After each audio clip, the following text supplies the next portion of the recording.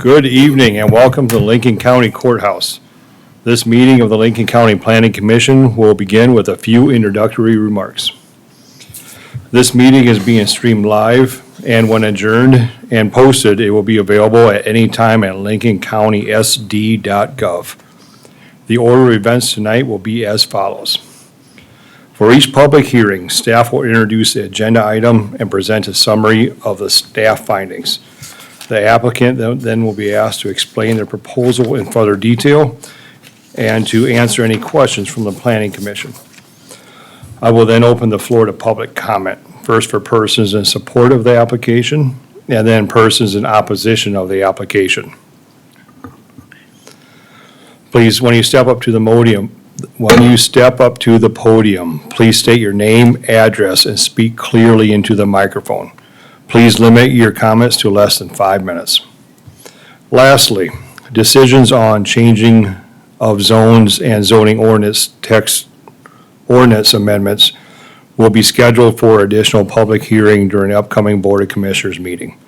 Decisions on the conditional use permit applications may be appealed to the County Board of Commissioners by submitting a letter to the County Planning and Zoning Office within 5 business days. Thank you, everybody, for your cooperation. All right, we will first do a roll call. Commissioners, please state your names. Todd Boots, here. Betty Yotten. Jerry Jungling. Eric Scott. Marlene Sweeter. Get that roll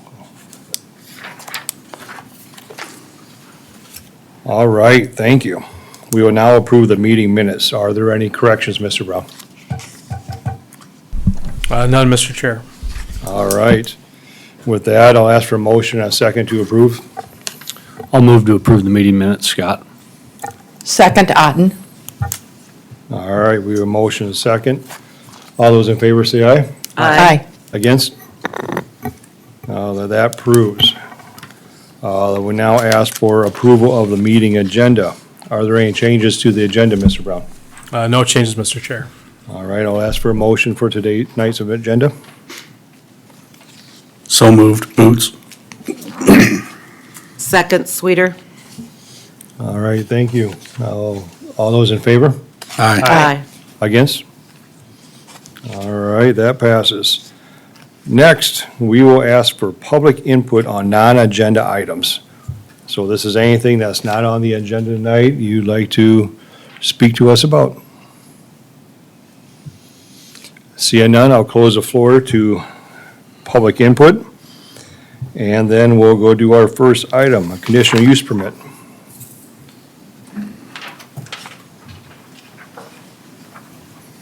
Thank you, Mr. Chair. Toby Brown, representing County Planning Office. This first item before you this evening is a conditional use permit. This is for motor vehicle sales.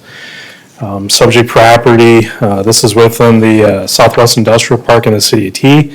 So it's approximately 300 feet to the west of the corporate limits of the City of T. City of T encompasses quite a bit of area around this particular area. Subject property is about 1.37 acres in size. It is zoned, as you can see, I-1 light industrial, as is all surrounding properties within that park. This subject property is developed with an existing structure that was permitted as a contractor shop. And then in 2021, the Planning Commission did approve motor vehicle sales on the subject property in one of the existing units that are in there. So these are some screenshots of the picture. The one looking to the south would be the one, I believe, looking directly onto the property. So the applicant did submit an application to the department requesting to do motor vehicle sales in units 1 and 2 of this particular building. I guess the tenant or the individuals requesting this is currently leasing the structure, or the units, and is within that. So he is a current tenant of that structure. Has submitted, a site plan and some narrative along with the application. I won't go into too much detail, but typical type of this type of an operation. He's identified that he'll only have 7 vehicles outside, or 7 vehicles for sale at a time. Hours of operation, typical 8 to 5 Monday through Friday. And as well as there is adequate parking spaces and within this particular parking lot. So staff did review this application, did have some discussions with the applicant. Identified that this is, a typical type of use or for motor vehicle sales. Again, this is existing in that structure, as well as there is an existing permitted motor vehicle sales approximately 200 feet to the northwest of this site. Again, this is a fully developed industrial park, a use that staff doesn't think is going to be, a negative to the neighborhood or to the character of that area. We did, again, post the property. The applicant did send letters out to surrounding properties within 500 feet. As of this meeting, we've received no kind of correspondence or phone calls related to this application. Staff does feel that this application is consistent with the zoning regulations. The comprehensive plan does recommend approval of this application contingent on the 7 conditions that we recommended in the staff report. Whoops, I jumped to the wrong one there. Go back to that one. We do recommend approval of this, and this one will have 9 conditions actually. The limit on this one is that we're limiting it just unit 1 and unit number 2 of this subject property. And then we're also limiting the 7 vehicles, which is what the applicant stated in the narrative that was submitted with the application. So staff does believe with approval with these conditions and adherence to these conditions that it shouldn't be a negative impact to the surrounding area. With that, I'd be happy to answer your questions that you have for staff at this time. I'll turn it back to you, Mr. Chair. Otherwise, the applicant is in attendance this evening as well. Thank you, Mr. Brown. Commissioners, any questions for staff? Yes. Mr. Boots? Is there any type of parking or car limit on the other businesses that are there? I mean, I was by there Sunday and I counted 25 cars in that lot, so how will that all, obviously, we're just talking units 1 and 2 here. I counted everything across there, so there should be adequate parking. Yes, and what I'll answer that too is that, as I mentioned, this was approved as kind of a different use. And so we are taking a look at that property to make sure that they're in compliance with everything.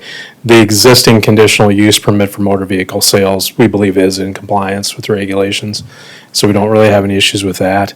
And again, with this proposed within those units 1 and 2, and you can talk more to the applicant about that because he's an existing tenant that's been there a while. But we don't think there's any concern with what his proposed operation will be, so. Okay, and for auto, it kind of fits there. I noticed everybody's sign had something to do with auto, whether it was sales, detail, or mechanical. So that was my only question after just kind of going out there and taking a look when I saw that many cars where the rest of the units all fit in there. So thank you. Yep. Mr. Chair. Yes. So, Toby, with the stipulation, so I'm specifically talking about enforcement here. So with condition 2, no more than 7 vehicles shall be for sale. So, I could see us getting into a position where, oh, that's not for sale, that's just how do we get into enforcement of something like condition 2 when it specifies 7 vehicles for sale? So, I think, I'll get back to what Commissioner Booth says, is there's some activity going on in that, on that property. And we do think with this particular one, which, I jumped ahead, but we have another item that's a motor vehicle sales as well too, is, I think as enforcement wise, is that we're gonna have to be in constant communication with the applicant to make sure that we're in compliance with what it is. So it's gonna be a challenge. I'm not gonna beat around the bush, that these are always a challenge, which is the enforcement part of it. But if we do have an issue there, we've made it clear to the applicant that we'll bring it back to you guys, so. And when we say 7 vehicles for sale on site, that would include inside and outside? Because I know specifically, we typically get concerned about like external parking, right, as Commissioner Booth mentioned. Yeah. No, I struggle with that one a little bit, I guess, but thank you, Toby. Well, I think, the difficulty is that, I'll start with one, is that that's what he proposed. Mm-hmm. And so, I think it's good that if they propose it, I think it's good to take that limit, But if he would have said we're gonna sell 17 cars or something like that, I think we would have had further discussions. Right. So 7, I mean, is pretty minimal to what's going on out there right now. So, yeah. I would just hate to add to the problem. but- Thank you. I think, I'm going to elaborate on that, but I think it's good to have limits on these. That's one of the challenges we don't have on some of these other ones. Yep. So when staff's out there and we're discussing it with applicants, like whose cars are these, how many do you have? It's better for us to be able to say, because if we don't have a limit, they could have 100 cars there. So it's better for us to be able, I think it aids us in enforcement with the 7 limit. Yep. Mr. Chair? Yes. Yeah, and to echo on Commissioner Green's comments, and I don't think you surely weren't saying that the limit was bad. I think what you were saying, and that was gonna be my question, is if there's 14 vehicles there and only 7 of them are for sale, is that okay? So what if we just took the for sale out of it? Because I've seen some other of these that we've passed around the county and we put these limits on them. They all got way more cars than what we said could be there. And I think that's the trick, right? Is, well, they aren't for sale. Those are for parts, or these is my personal one. And we're gonna end up making these little junkyards all over the place with multiple cars. I mean, if you scroll down, I got a question on the map. So is the tenant, what's currently going on there right now? So the tenant, my understanding is the tenant is leasing the unit for motor vehicle repair. Okay. So, And does he have a conditional use for that use? no, he's not. What's that? No, he does not. Okay. So, but he should have, correct? Correct. Okay. So we're taking that up as a separate type issue. Tonight is the motor vehicle sales request. So if this passes, I guess what happens to the business that he's already running there? I mean, do you think we're getting out ahead of the horse just a little bit if we're cleaning up one mess and allowing another use? So I think staff needs to have further discussions with the applicant before I can better answer those questions. But what I would tell you is the intention is, I understand what you're both saying on it is, I think we're gonna bring it back in a conditional easement on the motor vehicle repair. We'll limit the amount of vehicles that we can utilize for that part of the operation too. So I think that, we would prefer that you would keep the on sale part on this language. And then we'll take a look at what we're gonna require on the next one, so.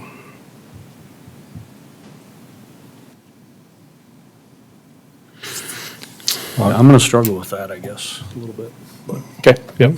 Commissioners, any other questions for staff? Not right now. Mr. Brown? Yep. Thank you. So could we limit this, I'm sorry, I have a question. I was waiting till everyone's done, then I'm jumping in.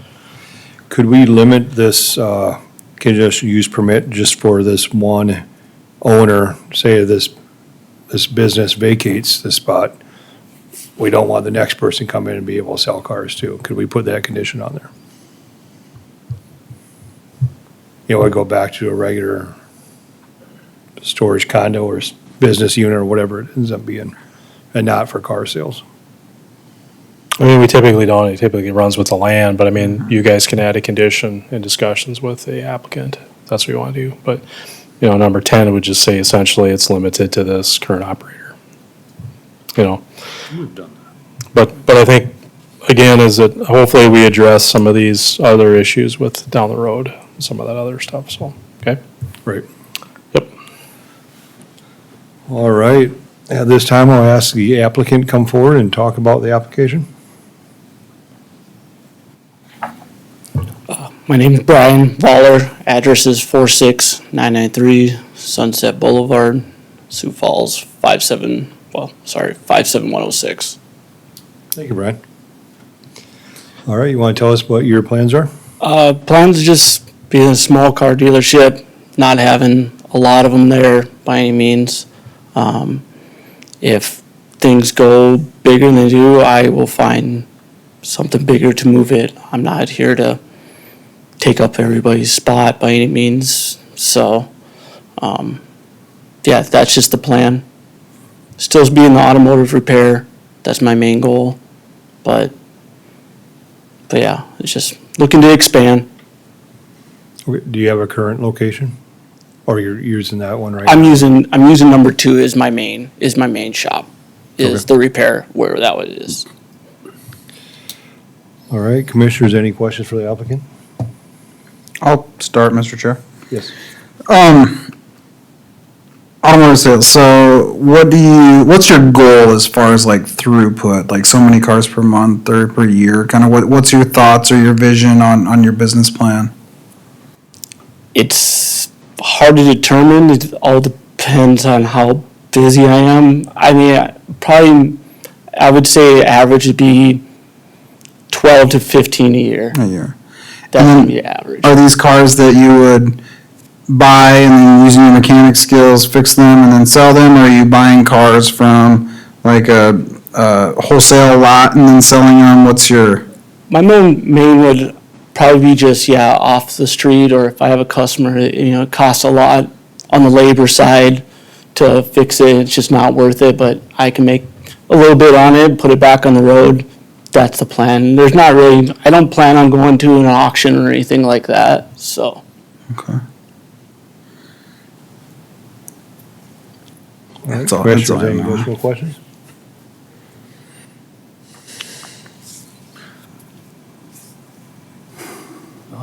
Mr. Chair, I do, I guess. So in your current business, it looks like you got quite a few cars sitting around there that you're working on right now. Is it, and I realize that's just a day and time, but is that what it typically kind of looks like, or Sometimes, I mean, it's. are those being around motor customer repair- cars, or are they, Excuse me? are most of those customer vehicles, or are they Correct, yours? yeah. There's Even stuff in probably, the back? I don't know if you bring up that picture. Okay. So I would say probably 4 of those, 5 of those are mine. Like the trailers obviously are mine. But other than that, those are customer vehicles. I'm waiting on parts or waiting on approval. I don't like sitting them out front where it could take up parking or anything like that. So I put them out back, give them a week notice. If not, they don't fix it. I like to get it out of there or towed or. And if you were gonna have a vehicle for sale, I'm assuming it'd be parked out front somewhere? Can you kind of show us on the map where you'd do that? Yeah, so like unit 2 and 1 split out right here. Yep. So pretty much the sale ones would be anything over. So anything that's ready for sale would be in these 3 spots here, and then along this fence line, all nice. I take care of that, I mow that, because it's easier for me than the landlord to give me a call to move all the vehicles. I just do it for him to make it look more professional in my opinion. What guided you down the path or what happened to make you realize that you needed a conditional use permit to conduct business? Was there a complaint, or did you just No, I stumble just. across it, or? I came across it. I talked to a couple other dealers I do work for. What do I need to do and everything? And they told me I gotta go through all this. So is that when it kind of hit you that you probably should have one for the business you're running too? That is correct, yep. Okay. I didn't know anything about that, to be honest with you. Okay. All right, very good, thanks. All right, commissioners, Mr. Booth? I do like the fact that you're kind of keeping the stuff to the back and you talk about mowing where you're talking about having the cars parked and,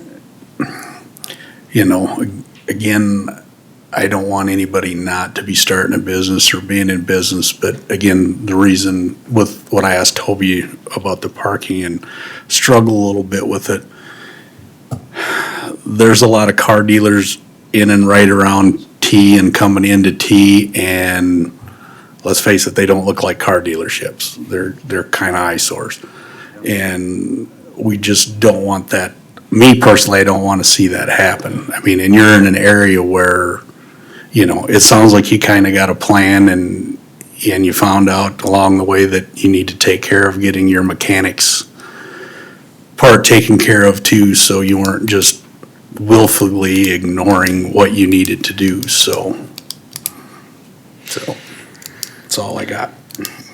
I gotta follow up. So, Yes. when you talk about the parking spaces, as a lessor, are you designated spots to where, like, so all of those different units have like so many spots designated to that unit, or is it open parking? Like, how does in your lease agreement, does the parking spaces work?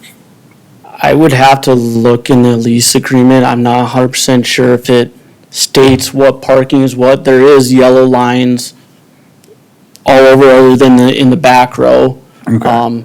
But it's not designated, like if you leased an apartment building or apartment and they said, hey, you get 2 spaces and they're here, it sounds like it's just kind of free for all. Correct. I mean, there's not parking spots where it says like 3 on it, in here, 2, 1. We just kind of, we all get along in that area, so we know Yep. to respect everybody and keep it that way, so. Thank you, sir. All right, Commissioners, additional questions? All right, Brian, I have a couple for you. Yeah. So you've seen the conditions and you're okay with those? Yes. All right, so 7-car limit and whatnot. All right, I'm just going to tell you, we've been burned a number of times before on this commission. People coming right up here and say, we'll stick to 2 cars, stick to 3 cars. And now we're spending a lot of time, a lot of taxpayer dollars fighting those and trying to get them in compliance and all that stuff. And like Commissioner Booth said, eyesores. So that's a lot where this is coming from, so. Again, fully support small business. We also got to support our community and our county too. Can I say something to what Booth said Yep, you about the may. eyesore? Like, I'm not gonna have a half vehicle torn apart in the front lot or even in the back fence lot. I'm in the same boat as he is. It's an eyesore. It looks like a junkyard. And that's not what I'm proposing to do, is have a junkyard sell parts to fix one vehicle. It's either getting used parts from a known salvage yard or new parts are in it. So I will not be parting out vehicles or anything like that. Okay, thank you. That's what I Yep. was leaning towards. The I kind opportunity of, to yep. say that. All right. One more. How many years have you been at this site? 6 years. Okay. All right. Thank you, Brian. Yep. All right. At this time, I'll ask anyone in opposition of the application, please come forward.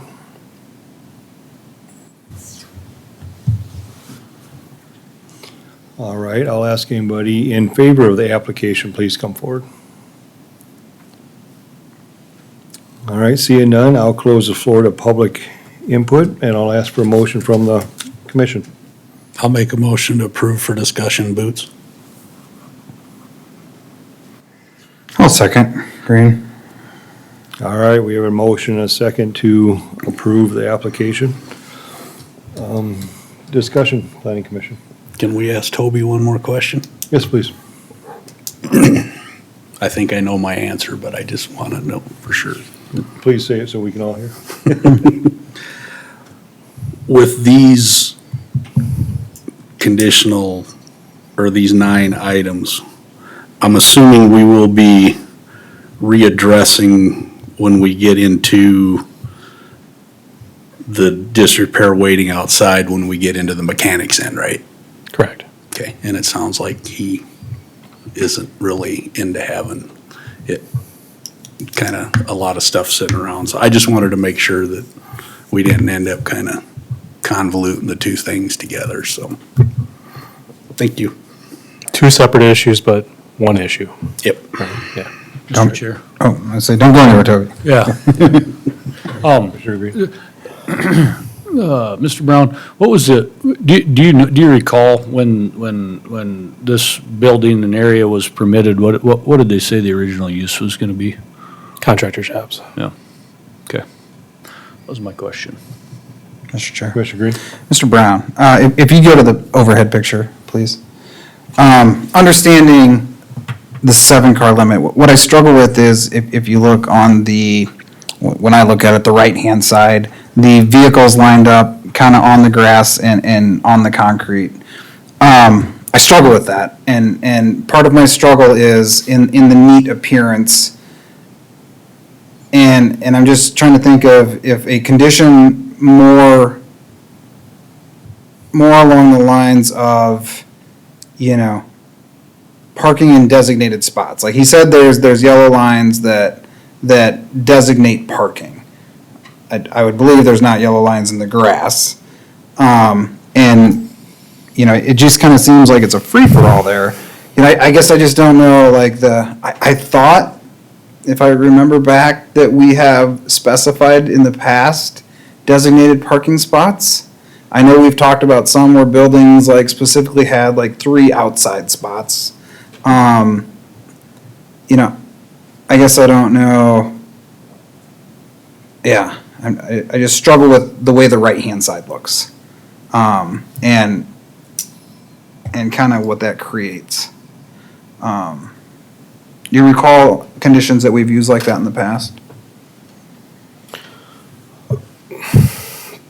So, I hopefully, what I'm trying to convey is that, and I mentioned this earlier, is that we recognize we have compliance issue out here that we need to take a look at. And I would say that, on the second conditional use permit for the applicant this evening, I think we're gonna address some of those concerns on that right-hand side.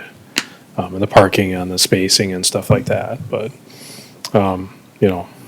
it's, Yeah, and sometimes, enforcement polices itself, once you start utilizing things like in approved parking spots, right?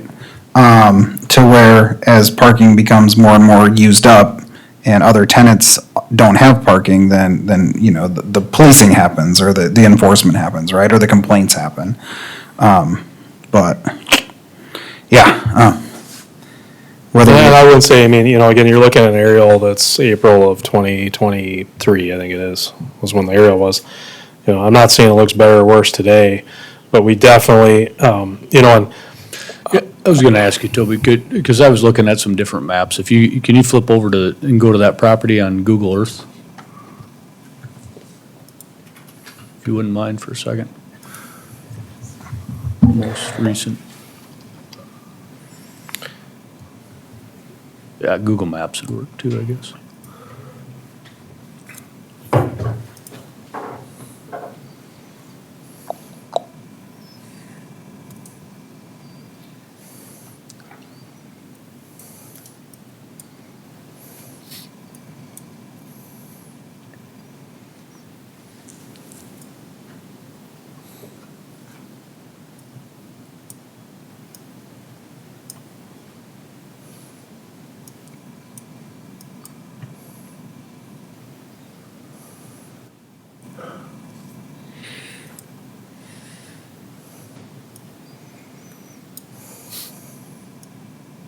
Yeah, it's right there. Zoom in on that if you would. So that's what I struggle with a little bit is in unit number 2. It looks like there's a lot more stuff behind there than just customer cars waiting for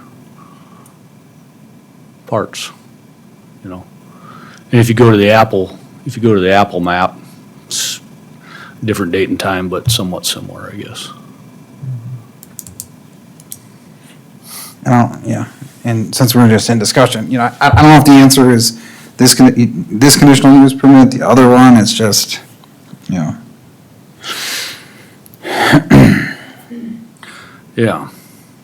When we permit these as contractor shops, warehousing, they're not meant for parking. It's really meant you go in and get trailers and go. So, it's always my challenge with these is that, we're sort of retro on something that really was never built for this type of a use to have there. But again, I think, what I try to do is we take this one step at a time and, we're looking at from automotive sales. The challenge I have is that, if you say designated spaces, I think it is a free-for-all there right now. And to be honest with you, I haven't had enough discussions with the property owner, which is where the next step of this is to make sure that we're taking a look at, what are we doing with compliance here? And I'll start again is that, and it's good to say this, is that we do complaint-based compliance. We're not policing these things out here and these things. When we go out to post signs and we take pictures and we look at stuff and we see what's going on out there, that we know that we're gonna spend a lot of time on this. You're gonna have a lot of applications before you come in the next few months for this property.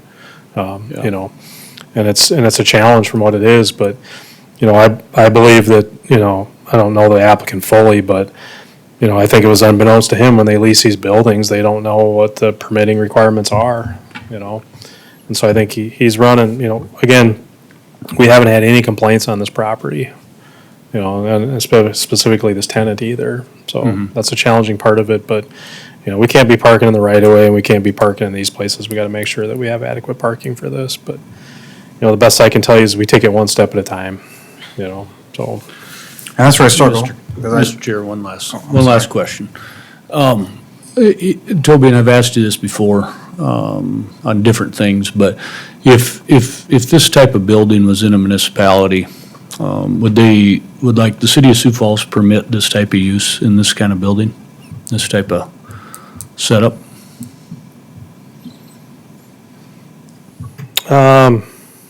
I can't speak to that. I mean, I don't know for sure if they would or wouldn't. If they would take an application, my guess is they'd take an application on something like this, But I think they would, they're really gonna look at the parking part of it. That's the biggest challenge we have in these buildings is that they were never built for sales. I mean, it was built for, you come, pick stuff and go, so. So do you ever have any concern that if we continue to permit these types of things in Lincoln County, does that create any kind of roadblock? I mean, the city of Sioux Falls is right there knocking on the door to this deal. Does that create any roadblock to future annexation? Kind of like they don't want the mess? Well, Teal annexed this. I mean, Okay, it's- well, either way, whatever. Does it create, I mean, we've had the people from T here and have kind of told us that. Do you feel that if we continue to do that, it'll make annexation harder? I think, Commissioner Booth can speak to this, is that I think a lot of these communities are struggling with flex space, which is what this is. Contractor shops, is that, they're building these structures and regardless of the materials, I think T's struggling with metal buildings in general. But these flex spaces are very difficult to enforce because we don't know what's going on. One day it's this, one day it's that, and things like that.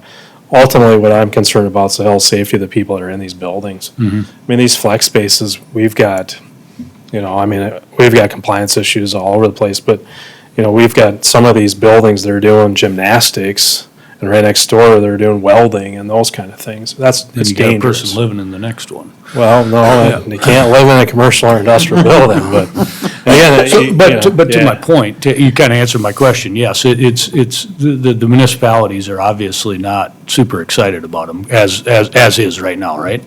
Yeah, and I think, And so if that's the case, then we're just kind of stuck with them as a county?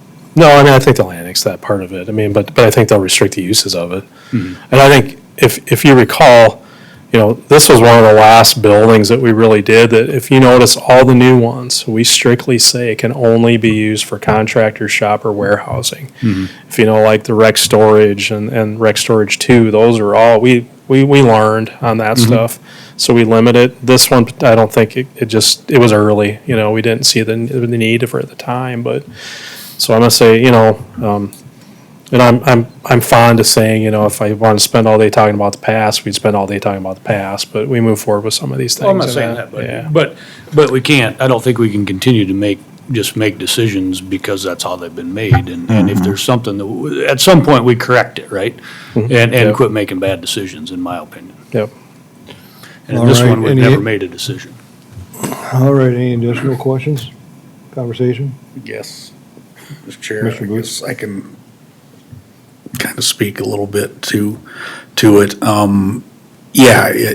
If it was in the city of T, it would have to have designated parking spots and everything. Again, it talks into the other stuff. And when it kind of goes into, and I will speak for my time on the council, I can't speak for what this council would or would not do. I was never big on forcible annexation. So a group would come in, just like the Hagedorn edition, or we're gonna discuss on the next one, all wanted to be annexed in. So I was never big on forcible, but the problem is, again, as we struggle with this, if this happens to be a forcible, this'll never fly if it would be in the city of T, without designated parking, making sure you've got firewalls and if not, fire sprinklers and everything else. So again, it's a delicate line we're all walking, and again, I'm all for somebody with a small business, and maybe right now, as we're looking at this map again, I don't know, maybe we take that number down from 7 to 5, and just by looking at that front parking spot towards the road, you might be able to park 4 or 5 of them there without having to be parking onto the grass on this side possibly too, just floating that idea out there while we're having discussion.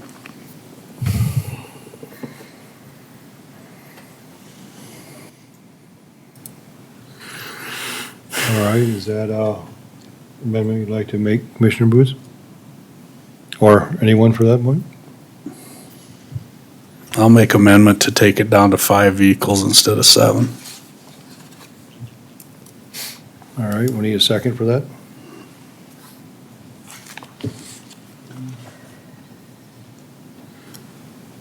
Second. Green. All right, let's have some discussion on that one.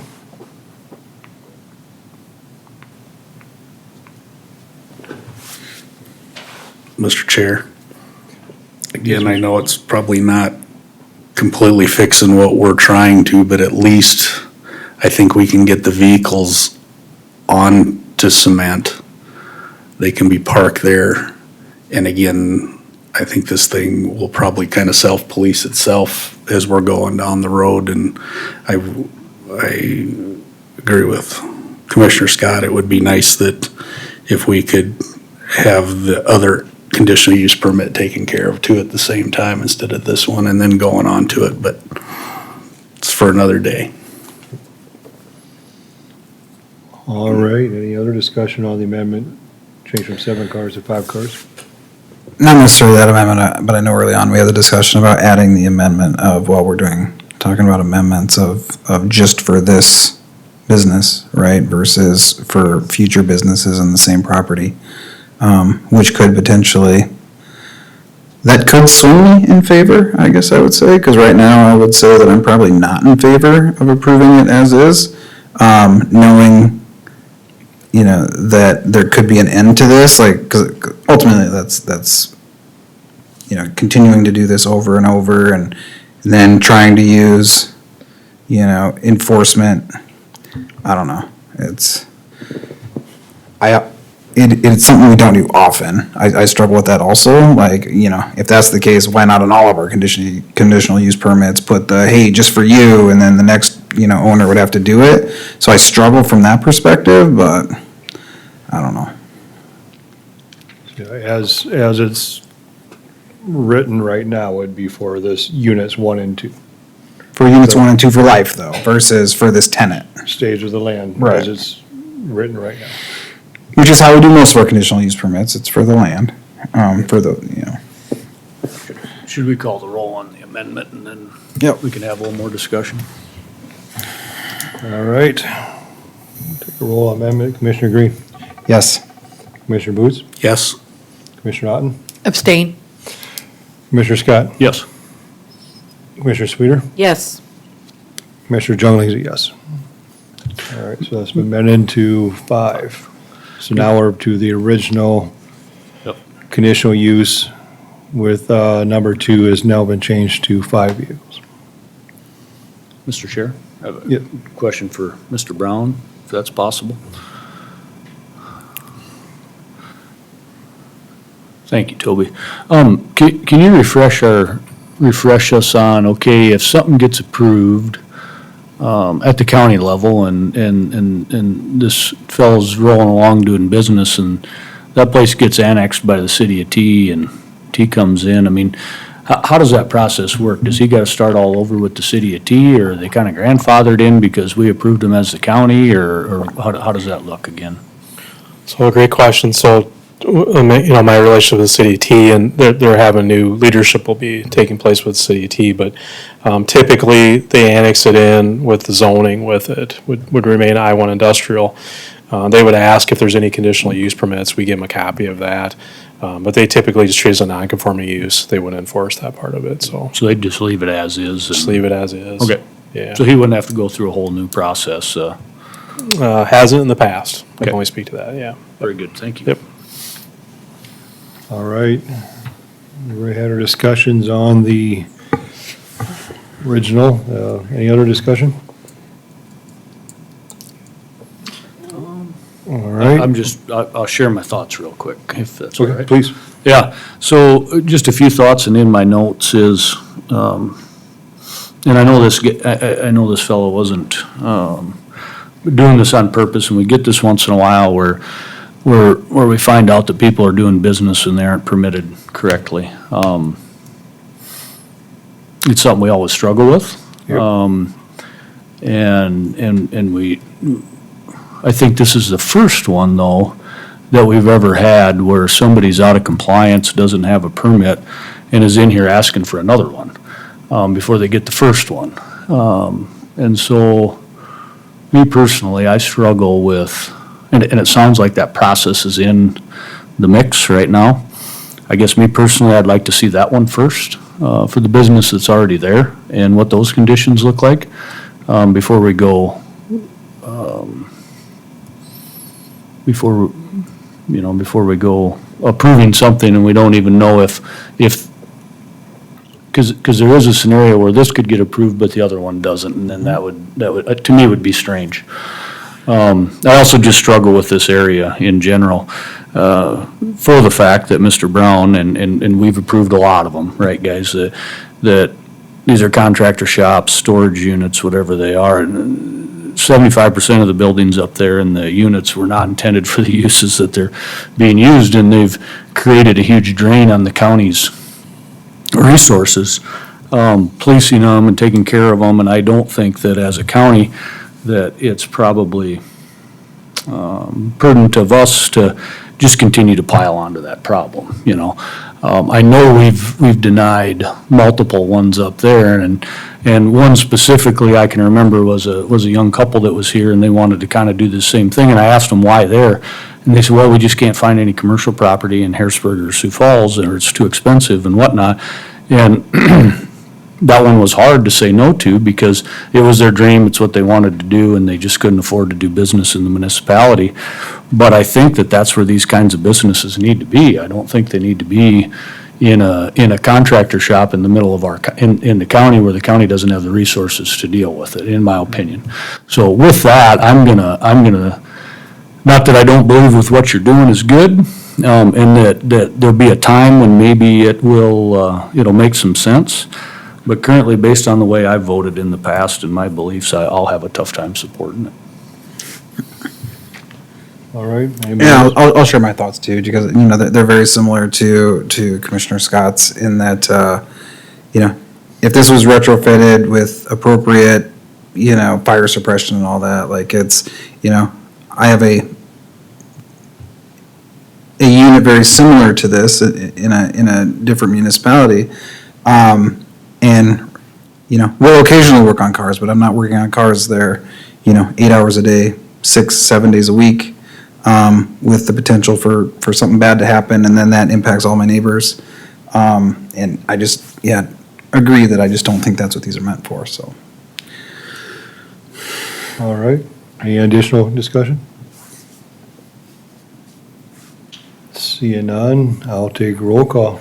Commissioner Sweeter? No. Commissioner Scott? No. Commissioner Boots? No. Commissioner Green? No. Commissioner Otten? Abstain. And Commissioner Jungley is a no. All right, thank you. Item number 2, Mr. Brown.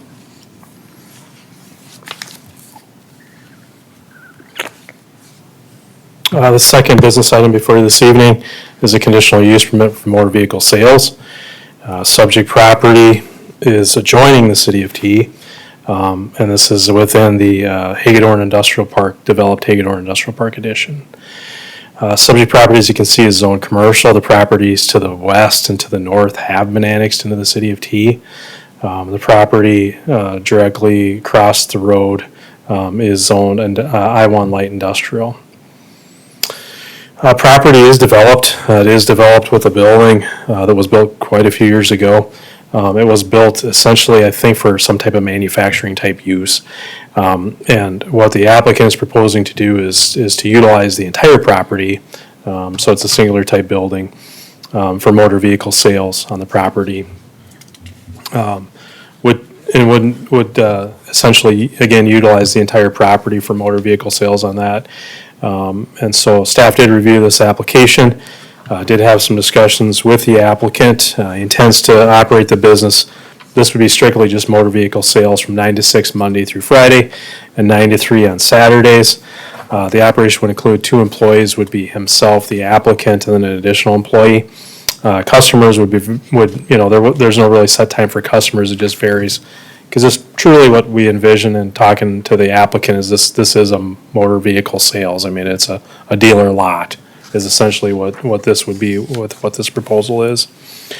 So do feel that there's sufficient parking for this. He's designated again on the site plan that he intends to keep all vehicles parked in the designated, what I'll call paved area.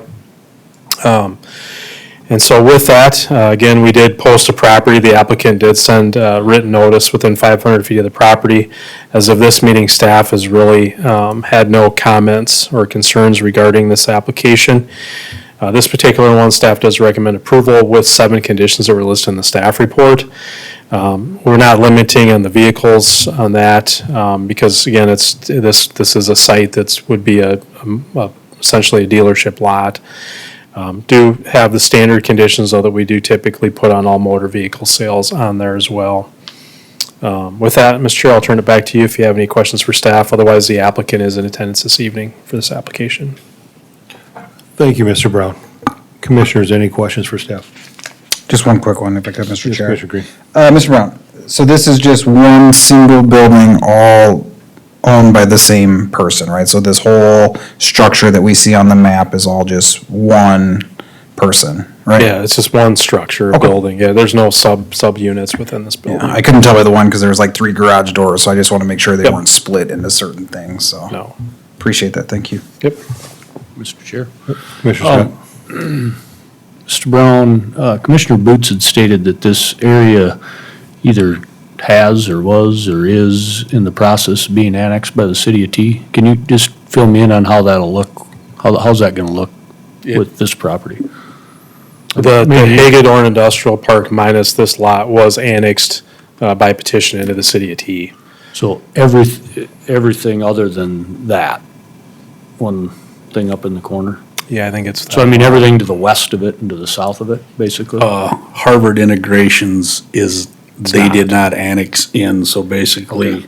which should be to the south, and everything to the west and south is, so, I Okay. mean, that is all, except for Harvard, the city of Oh, T. I see it, okay. And does anybody know why?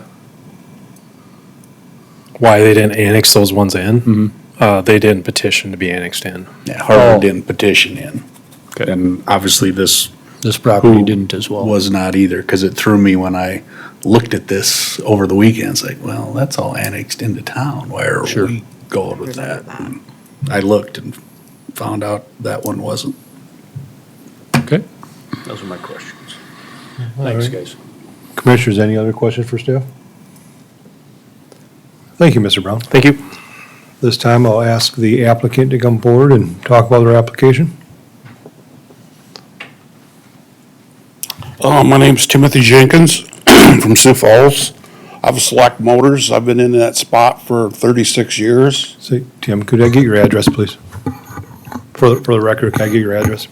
Home address? Excuse me? Home address? Yes. 5313 West 25th Street, Sioux Falls, South Dakota, Thank you. 57106. Thank you. Yeah, the reason I'm looking for a different lot, I've been at Select Motors in Renton for 36 years in Sioux Falls, right off of Interstate 29 and West 12th Street. And the land got sold 2 years ago. And the gentleman that bought the place or whatever, right behind my business is trailer park or whatever, and he give the people 2 years to find a new place to live or whatever. He says he's got different ideas with the land. So at the end of this month, all the trailers have to be out, and I talked to the owner, and he's giving me 2 more months to find a spot. So that's why I'm looking for a new spot. I've been there 36 years.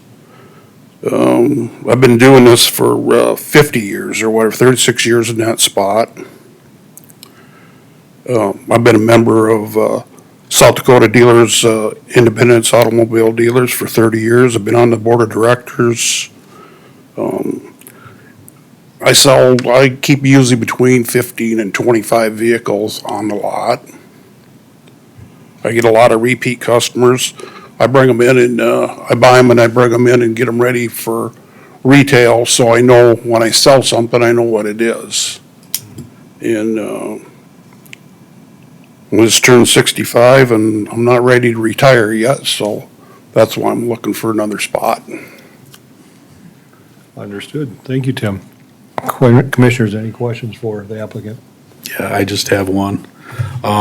Since basically everything is T but that, have you talked to Kevin with planning and zoning and just kind of feel out if all this will kind of work, if it ever happens to be annexed into T? Well, when I talked to Lori from the state of South Dakota about getting a dealer's license, Lincoln County is different than Minnehaha County, so I got to get a new dealer's license. And she says, you need to talk to the zone and planning place before you take a further step. So I called the city of T, and then he's the one that said, you need to talk to you guys down here, talk to Noah. Okay, I'm just, again, as we talk about the last one with Right. possible annexations and everything in there, because I'm sure the water and sewer and everything is probably stubbed up there, so that way, again, I don't know how they feel on annexation, but with everything around in that area, they could possibly do a forcible one, and I just don't want to have a business kind of get caught in between a city and the county, so that's why I just wonder if you had talked to Kevin at all, so. Nope, he said to talk to Noah or whatever, so that's about all I talked to him. Okay, thank you. Yep. Sir? Excuse me, sir? Oh, sorry, Tim. One question. Have you already signed a lease, or is your lease contingent on getting this approved through the Planning and Zoning Commission? Yeah, no, I haven't really signed a lease or whatever. Okay, I want to get this all straightened out before I sounds get good. a lease. Awesome, thank you. All right, Commissioners, any other questions for the applicant? So, thank you, Tim. Yep. All right, at this time, I'll ask anybody in favor of the applicant come forward. Seeing none, I'll ask anybody in opposition of the applicant to come forward. Seeing none, I'll close the floor to public input, and I'll ask for a motion from the commission. I'll make a motion to approve, Green. Second, Scott. All right, we have a motion and a second. Commissioners, discussion? Comments? Well, I'll just give my thoughts, I guess. I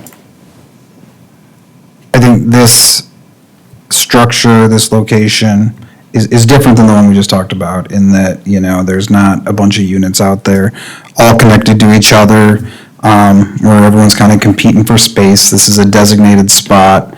I've been out here many times and the lot is, sizable, based on what's going on in that area. I would be more apt to approve this one. So, yeah. All right, Commissioners, any other discussion or comments? Yeah, I guess, yeah, this is a single building, so it kind of fits a little bit better, but at the same time, we've always discussed on, again, this stuff should be in the city, and I mean, the city is right there. So the building fits, but that's where I struggle with it, with Little T gonna be surrounding it, and then we've got another spot that's county and city all the way around it, so that's where I'm kinda on the fence either way with it right now. Hear what everybody else has got to say. All right, Commissioner Sweeter? Well, that space has been, I mean, that's been out there for quite some time. I mean, they annexed in the rest of Hogadorn some time ago. So, and why those others weren't annexed in, I don't know. So I guess if T was looking at annexing it and forcing it, they probably should have done it at the same time that they did all of the rest of Hogadorn.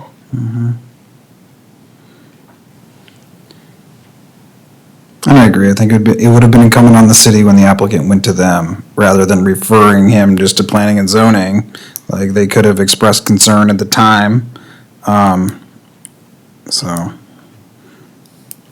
Mr. Chair. Yep. I think Mr. Brown, there's a few questions on what the city of T thinks of this. What kind of communication have you had with them, I guess?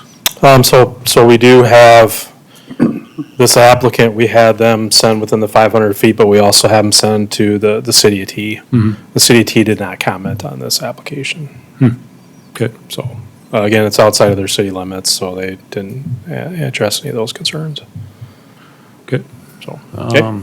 So they were notified, they gave us no comments, feedback back on this application. Okay. Well, I guess then, I mean, I share that same concern, but I guess if they're not concerned about it, I'm not a commissioner on the city of T, so I'm not gonna worry about them. But, so then my comments are to this. This is a much better site. It stands alone, it's got its own lot, it's its own building. I'm looking at it at Google Street View right now. I mean, to me, it looks like something that could fit as a car dealership. It's got an office, 3 big overhead doors, actually, looks like maybe 2 offices. That fits the role. I still, I don't know, I'm on the fence. I still struggle with the fact, I'm trying to figure out, I wish we could speak with the owner of the property and the city of T and say, why didn't we just do this when everything else happened, and then that way it's up to snuff with what they want to do, you know? I don't know. Again, it went on, they petitioned to come into town. A few of them absolutely did not want to come into town due to, the regulations or what they could or couldn't do. So again, at that point in time, again, I can only speak for the council at that time. Nobody really wants to force anybody Yeah, I in, understand but I that. can't speak Yeah, I understand. 6 years down the road, so. But All that right, does so- kind of help me with hearing T did not Respond. make a comment Yeah. or respond. All right, so let's redirect this here. So we're looking at a conditional use permit on the rezone, or the conditional use permit on the building. What happens in the past with their other people's rezone is up to them. They didn't volunteer to get annexed, they're not getting forced annexed in, and that's not our concern here. So let's take a vote on the motion to approve. Commissioner Green, yes. Commissioner Boots, Yes. Commissioner Scott.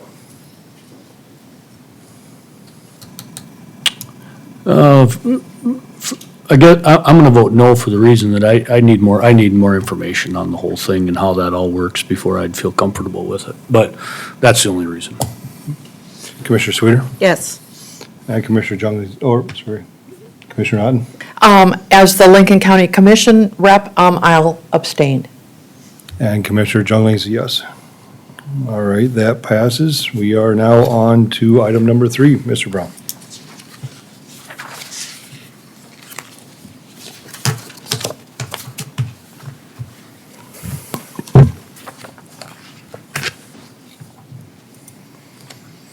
Thank you, Mr. Chair. So this next item on the agenda, this is the remanded ordinances from the Board of Commissioners. And again, I'll kind of regurgitate a little bit of this, but previously, the Board of Commissioners have remanded 5 ordinances back to the Planning Commission. At the last month's Planning Commission meeting, we did have a work session with this item. The Planning Commission narrowed it down to essentially the 5th ordinance with some modifications to it. What I would say to you is that I drafted it to the best of what I understood your intentions to be. If I missed something or if there's something out there, I would start by saying there's a Scrivener's error is that in the first, in the heading, and then in the second heading, is it misspelled dioxide, so it's, we'll correct that though, so we can get through that part of it. And then we did double space, because we usually double space in between the section numbers, but we'll correct that and just do a single space on those 2 ones there. But essentially, what this ordinance would do is, it would create regulations for those specific land uses, carbon dioxide pipelines, carbon dioxide pump stations, carbon dioxide mainline valves, carbon dioxide correctly spelled capture facilities, and carbon dioxide launcher and receiver facilities. And again, this would be a little bit of a change since what we've talked about in the past before, because we're regulating the underground, but we're also regulating the above-ground structures that are proposed. And again, in Lincoln County, they're, at the current application with the PUC is to propose to build 6 above-ground facilities within the county in various locations. So we took out all the definitions minus the modification neighborhood utility facility. You added those specific land uses that I just went through into the neighborhood utility facilities as an exemption. So then we would then find, then if we're exempting it, then we have to put it within specific districts within there. So this would be a conditional use for the carbon dioxide pipeline, and the above-ground structures would be a conditional use in the A1 as well as the RC Rec Conservation District.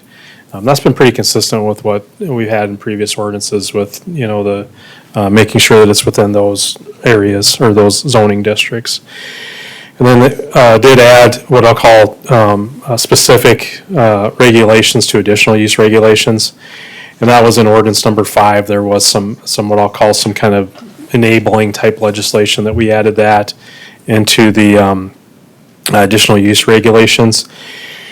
And then the meat of it under the additional use regulations would be the setbacks. So the carbon dioxide pipeline setback. At the last meeting, you made mention that you wanted it from the property line of all property lines, regardless of what it was. And so that'd be 500 feet setback for the what I'll call the underground pipeline. The above ground structures is what we kind of talked about, and that's recently, that would have been added into this particular draft ordinance. And again, if you remember, I mentioned to you about that in 96, 97, 98, somewhere right around that time, when the county adopted concentrated animal feeding operations, I believe at that time they established out of sight, out of mind, which was the 1320 feet. And so that's really, you've established, with this ordinance, you establish an out of sight, out of mind of 1320 for the above ground structures. Again, those 6 structures that they're proposing to build in the county. There is a little bit of different language with the waivers and the easement language. And so when I get through all this, Commissioner Otten has some kind of ideas or changes to some of that stuff, and I'll address that in a little bit. As far as the application requirements, that's very similar to what ordinance number 5 was. It just condenses it and puts it under these, under the application requirements. Still requiring the plume model for essentially staff review and for interpretation if we need to increase the setback sizes. And then you requested that we put a fee on there, and that was on the original remand from the Board of Commissioners. They wanted a recommendation on what the fee structure is. Last month, you addressed it, we put it as $1, but I think everybody's had time to think about that and know if that's too much or too little. I know Commissioner Otten has some thoughts on that too as well. And then we did add the depth of cover. That's what you came up with at the last work session from public comments. So we addressed that with the 7 feet. And then the notification. So again, typically right now on any conditional use permit, as I talked about tonight on the 2 that we had, we notify within the 500 feet. It's 1 mile for WEX and CAFOs. It'll be the 2 miles for for the carbon dioxide pipelines, pump stations, mainline valves, and the rest of those items. And then the rest, that's just the same, with essentially what the ordinance is. So I know, saying that, I guess, again, I drafted it based on what, you guys had talked about changes, but if I missed anything, that's understandable, it just happens with that stuff. And then I'll go through, with Commissioner Otten's assistance, some kind of thoughts that she has on it. And I would say too is, in addressing, I think, the two applications that we had before us this evening too, is this is a special meeting. I think it kind of scrunched us a little bit on time-wise. I know a lot of people didn't know we were having a special meeting and some of those different types of things, but, I'd recommend if we do a special meeting again, and I recognize the need for this special meeting to do this, but it did put a scrunch on staff to get everything put together, and so, I think in defense of the applications that we had before us this evening too, I think that was part of it too, is that we just, when we're doing special meetings a week or two in advance of what we do a typical meeting, it just makes some challenges for staff to go through those things. So with that, I guess I'll turn it back to you, Mr. Chair, and then, Commissioner Otten has some things that her and I will go through with you. So unless there's anything that I missed that, that previously that you'd recommended in this draft ordinance. Thank you, Mr. Brown. Commissioner Otten, could you explain or describe the Yes, Changes. we had 4 changes. First of all, I want to say thank you for everyone that has worked so hard on getting an ordinance put together, and that includes Toby, do you just have the one that I gave you? Yeah, yep. Okay, so, Oh, I'll grab that one. yep, so just a different one. Everything that we talked about last month, I believe that we just missed 4 things to change, and Toby's just gonna put it on the screen for everybody. There's only 4 revisions or amendments that we need to look at, and on page 1 is highlighted in red. And was that something that we just missed, and then we just added that, Toby, on that carbon dioxide pipeline and that red, do you have this one? Yeah, I do. Yep, right there. So rather than going through all because we also had a bunch of things for spacing that we don't need to look at all that other stuff, but, so this is the first thing, what I would call the revision of 1 of 4. And so if you just, everything that we talked about last month, Toby and Drew put all that together, and it was wonderful. So, so this is just an explanation. I think it just expands the facility. Correct? Yep, And you wanted to just go through these one at a time, right? yeah, yep. And to have any comments, and then we'll just go to the next one after this one's approved. Correct? Is that what Correct, we wanted to do? Yep. Okay, this one. So the first time is the red's in this part here. But on the first page, Oh. did you not want to go through that Yeah. and accept that Yep, with the board? yep. Okay? I don't have any, this is a copy you just gave me. The only- Correct. I don't see any red ones on there other than these ones. Well, except that it's carbon dioxide pipeline. It made a addition, it just expanded that to the carbon dioxide pipeline, unless that was already in there. That was already on Okay, there. then we can ignore that one. Yep, that one's on the one I've got. Okay, then we can ignore that one and go to page 3, underneath the application requirements. So this would be actually 1 of 3. We changed that out to, on number 2, the plume model study for the county for specific locations that may be subject to further development. And we replaced that language that was in the first draft, because I think it said safety or something, and we wanted to get rid of that. Because we're looking at economic development for this one. So that's number 2.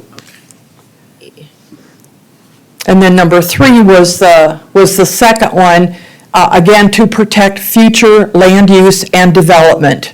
And again, it took out the words safety or whatever was in there before. Public health and welfare is what. There you go. That needed to come out, and we missed that. Because again, it's all about economic development. And then, I guess we can just go to the very last one, page 4. I know that Marlene and I last month, we didn't think that $1 was enough, so we wanted to change that to 5. And along with that, I have a problem with it being put in the general fund. Oh, okay. I think it should be something designated. To assist. Fund? Huh? Like with its own? Well, fund, it maybe? can't have its own fund, I realize that, but the general fund doesn't give it an exact purpose. Sure. It just goes in the general fund. I think if this is a little, I realize that's where most all fees go to, but I realize this is also a little bit different fee. So whether we're, whether we're doing that to help recoup costs in our planning and zoning because they're putting extra time. And I had hoped to be able to look into that a little farther. I guess I'm not exactly sure where, and I'm all for $5. I just have a little issue with it going into the general fund. I say that if we're going to collect that, and we're going to collect it every year, I'd like to see it have a specific reason or a specific place. Mr. Brown, as we look at these and amendments and whatnot, would you suggest we look at Commissioner Otten's amendments and then take other amendments one by one and vote them on them, each one at a time? Like Commissioner Sweeters, we could take that as a special amendment and vote on that and make sure we're all on the same page.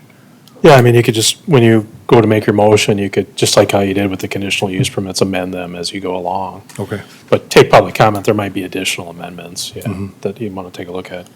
But I just want to make sure that Commissioner Otten, the 4 things, right? Actually, because the first page, we took that off because it was there before, so there's actually only 3 amendments or 3 revisions. Okay. So it would be on page 3 and page 4. There's only 3. And those are all written in red, if you want to put those on the screen. It's number 2 and number 3. So it's essentially taking the health part of it out of it. That's and just correct. Yep. replacing it with economic development. Correct, which we missed on the first go-round. And then the $5 fee. on That is correct. So that's the 3 changes? 3, correct. Okay. Yep.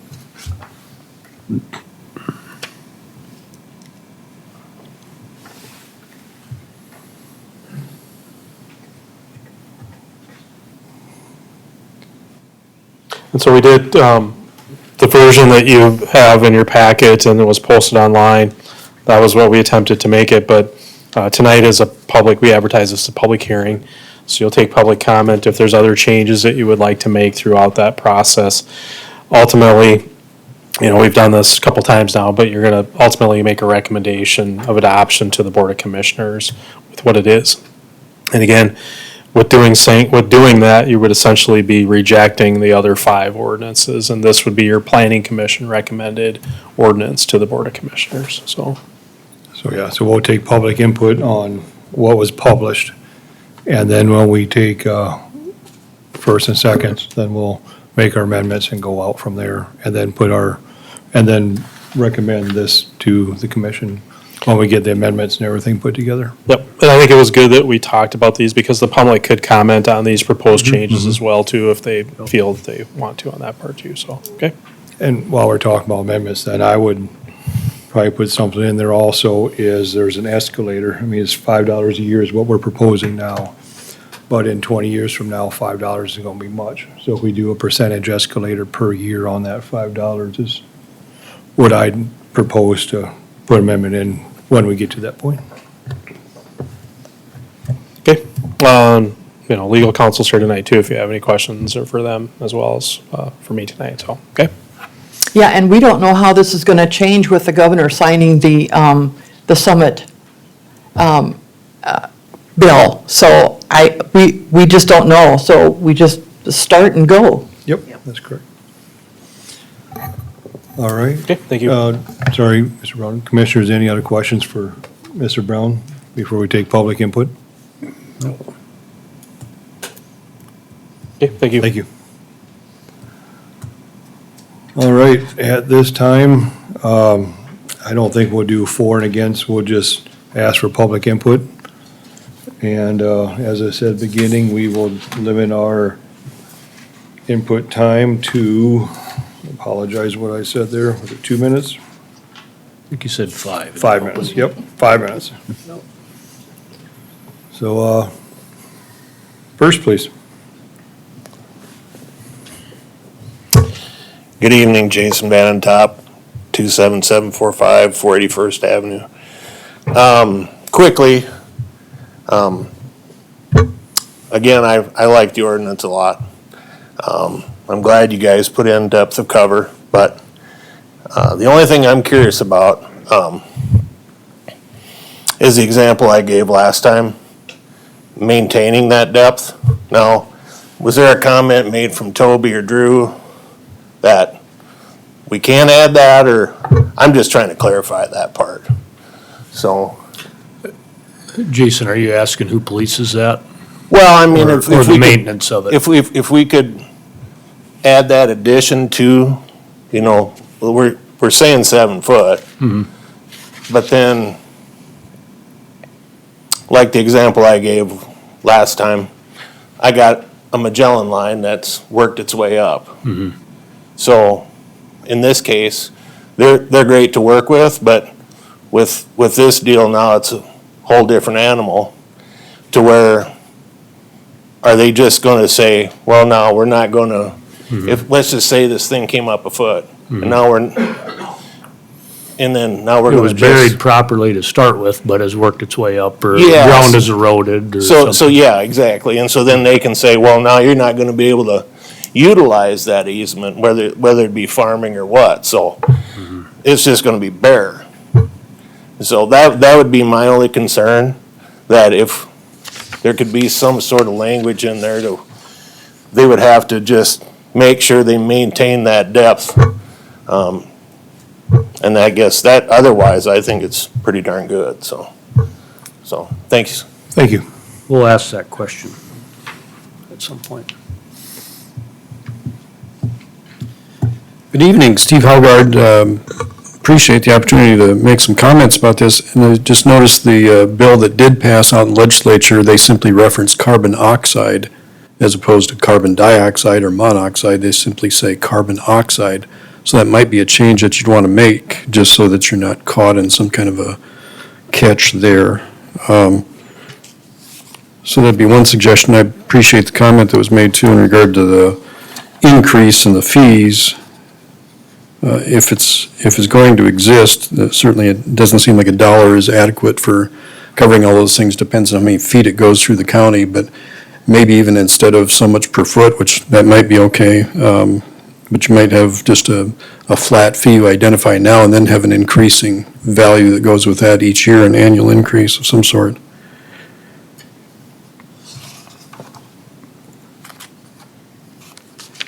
And I saw that on the second page, I think it's references, it's number 6, South Dakota PUC used SDCL 4941B-6 to define an affected area. And I'm just wondering, with that, my reading of that statute, it simply authorizes the creation of a committee of interested parties. And they define an affected area of so many feet for communications purposes. And maybe that was just kind of a preface to this, identifying what could and should be done. But I just wanted to point that out, that the affected area, or the description in that particular statute, just describes a committee of interested parties. And that might be something you'd want to consider too for the county as well.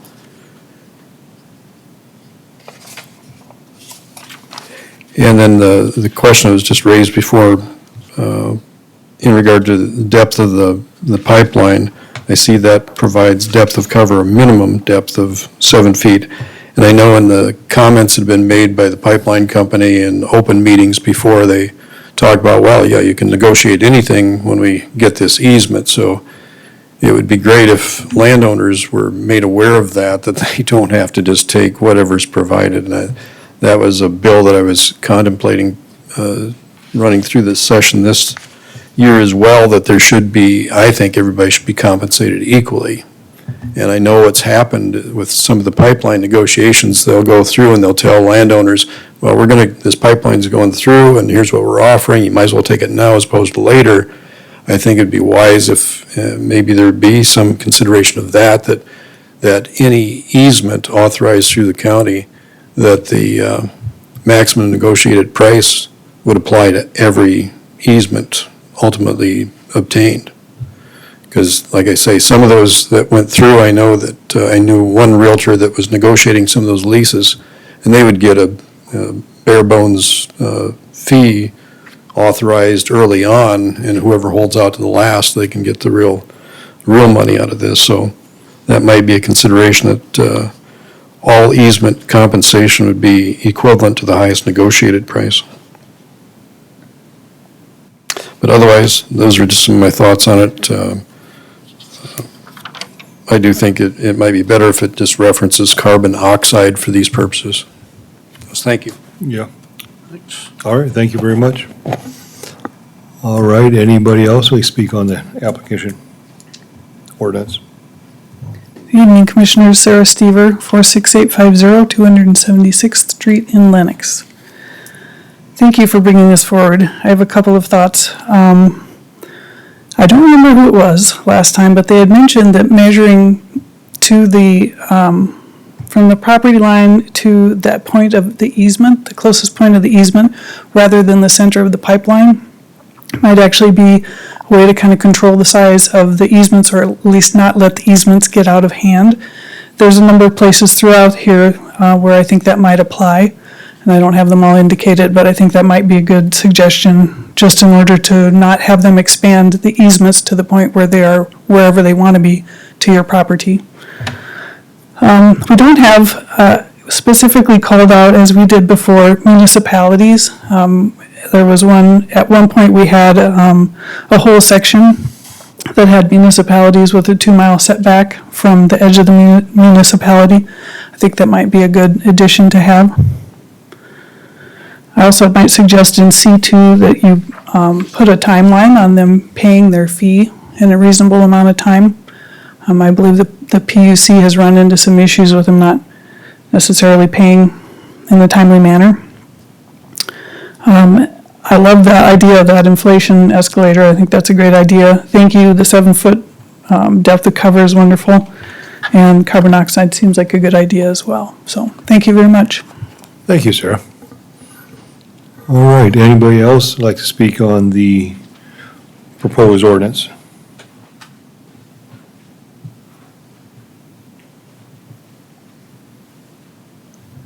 Tony Ventura, 47763 292nd Street, Hudson, South Dakota, 57034.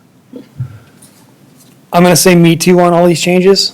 I think Commissioner Odden has done an exceptional job. I think this board has done an exceptional job. And I think some of the recommendations by the audience should be included.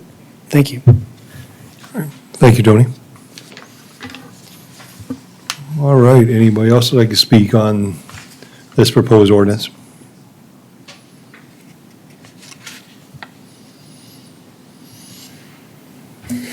All right, this is going to be, I close the public input, that's going to be it unless you're called up.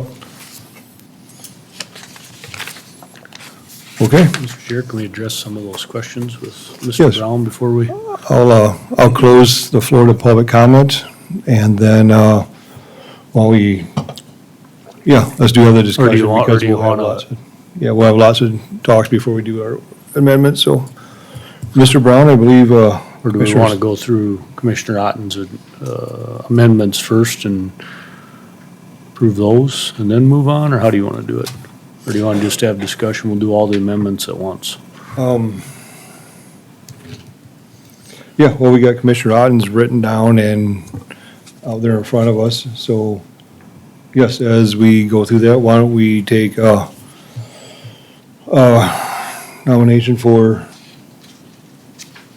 Commissioner Otten's amendment, the changes. I'll move to approve the three changes that Commissioner Otten has put forward. It's three, correct? Yeah. Mhm. Second, Boots. All right, we have a motion, a second, to amend what Commissioner Otten described earlier in the meeting. The three changes. Any discussion, Commissioners? Well, I personally like them. I think they were a good change. I have a question on the $5. Did you want that to stay at $5, or did you want to add what you were asking about the, So I think how we would do that is that would be another Correct. change. okay, Yep. very good. I think we'll put forward the ones that you proposed, and then we can Okay. talk through that one later. Thank you. All right, but no discussion on that. We're looking to amend our first amendment as Commissioner Otten described earlier, and we'll take roll call. Commissioner Green, Yes. Commissioner Boots, Yes. Commissioner Scott, Yes, Commissioner Sweeter, Yes. Commissioner Jungley's yes, Commissioner Otten. Drew, am I able to vote on this, being it's going to go to the commission? I'll just abstain. Okay. Yeah. Thank you. All right, we have that one amendment has passed. All right, we're back to the original unless there's more amendments to be made. I'll go forward with mine, get that out of the way. Great. So I'm making a motion that we put an escalator on the $5 per foot fee that was in the previous amendment. I'll just start at saying 2.5% a year. I'm open to discussions on that. It's not an official amendment yet, but we can discuss that, what you guys think are a good number. They can afford it. Yeah, Commissioner. Yeah, I missed last meeting, but I watched it when I got home, and that was one of the notes I wrote down, that $1 was not near enough, but I understood why it was at $1 with watching it, so I don't know what the right number is at 2.5%. That doesn't sound like a bad number, but I do think we need something going forward, because again, if this does happen, you don't want to have 15 years down the road, it's still at $5 and you've had issues, so. And my understanding is we can change this anytime, right? We can. So if it goes forward at 2.5 and you find out that, oh my gosh, that's not enough, we can come back and change that, correct? I believe so, and also we're recommending to the county commission so Correct. they could also adopt that Make to the changes, number yeah. that they would like to. With that, you know, I struggle with the amount of time staff has spent on this, how much they will continue to spend on it. And the way it's written, it's, if the conditional use permit is granted, it's $1 per, or $5 per linear, right? Based on the amount of work that goes into this, like, there's no guarantee at any point the county's gonna make $5 per foot of anything. Versus if we have an initial application fee of, say, whatever the number is, and then an annual so much per foot after that, because I struggle with the amount of money that the county has already spent on this. And if, say, for example, it was an initial $250,000 application fee, and then so much per foot, you know, every year after that, you know, that at least guarantees that the county can at least recoup some sort of funds based on the amount of effort that's gone into this up to this point. You know what I mean? So that's I like that idea. versus, you know, well, if it comes, we'll get some money. Well, like, that still doesn't help the taxpayers of Lincoln County.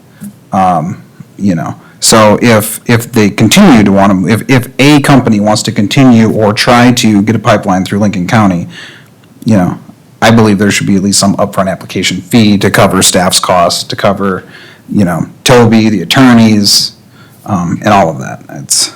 So I would I think, $5 a foot escalation clause, sure. But I'd like to see with that some sort of initial application fee, and I don't know what that number is. I believe that there's precedence for certain things to have upfront application fees, but I don't know. Well, could it be just that? Could it just be that the application fee is $5 a foot with a reoccurring fee, every year after with this escalation, with a 2.5% escalation fee on top of it? See, my concern is, will the PUC find that too onerous? Because we always have to go back to what they're going to tell the counties when they make that decision. Drew, any comments? What's the $5 based on initially? Per linear foot? No, I meant with what, they were talking about the 250,000 application fee, would they, At the time and then you negative. So, You charge $250 per property, per parcel too, so that's gonna be an issue. so let's do this, let's vote still on the escalator, and then if we want application fee, we come back and make that amendment. Is that okay with you, Commissioner Green? Yeah, I just, and I don't know what the number is, right? But certainly, we can definitely come back to it, but yes. Yeah, yep, and I like the idea, and I think that's really good. That's something to consider when this amendment too. All right, any other discussion on the escalator fee? And right now, we're at 2.5%. I'm cool with that. Yep. And we're going to That's a good continue number. to put these in the general fund? That's another amendment. Well, Yeah. we'll amend that All one right. too, Commissioner Sweeter. All right, escalation fee of 2.5% per year. All right, motion or a second? A motion to approve that.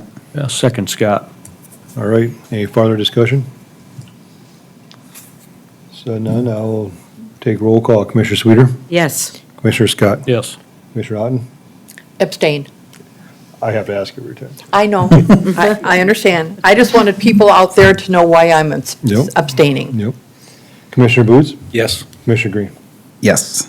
Commissioner Jungley is a yes. So Amendment 2 has passed with a 2.5% escalator. All right, we're back to the original with the two amendments. Any other discussion?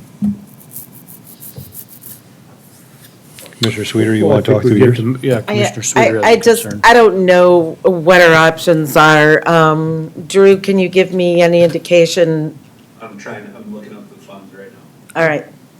I don't know if there's another way to allocate that money than the general fund, which I realize most all fees go to the general fund, but So I know, does emergency services, I know they're probably under general fund, but they have their own. My thoughts are that budget. it can go to the general fund, and then the board can allocate it accordingly, whether it be emergency funds, and then it doesn't need a revision of the ordinance every time the funds need to be revised. So if it needs to go to emergency funds, the board can allocate it at the time of budget hearings instead of having to go back and maybe amend the ordinance or anything like this. This gives the flexibility to the board to put it in the proper coffers that it needs to go to. That's my thought. And I understand the sentiments, Commissioner, but it All right. gives some flexibility with the board to put it in the proper channels. If it needs to go to local fire departments, whoever it needs to go to, then they can do that. And I a little bit struggle with the idea of, in sending this to the full commission, really what we're saying as the Planning and Zoning Commission is in the recommendation, I don't know that they would limit themselves, right? When it goes in the general fund, ultimately, how it's spent, I just don't know that it would pass their test, right? Not that it wouldn't be for a lack of trying, but, they would just, be approving a limitation on their own authorities. But- Drew, is it possible to set up its own fund and then disperse those funds as a second deal? No. No, Okay, it can't set up its own fund. I realize that, I just thought, that would be handy, yeah. but, okay. Okay, Commissioner Sweeter? I guess we'll have to leave it that way. I understand his reasoning and putting it that way, and we'll have to trust that that's the way they'll allocate it. Okay.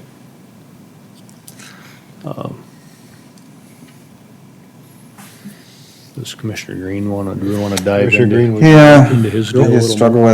with, the justification of the amount, right? For some reason, when you start talking through it, in my mind, when you talk $5 a foot, $250,000 is, the equivalent of what, 10 miles of pipeline, right?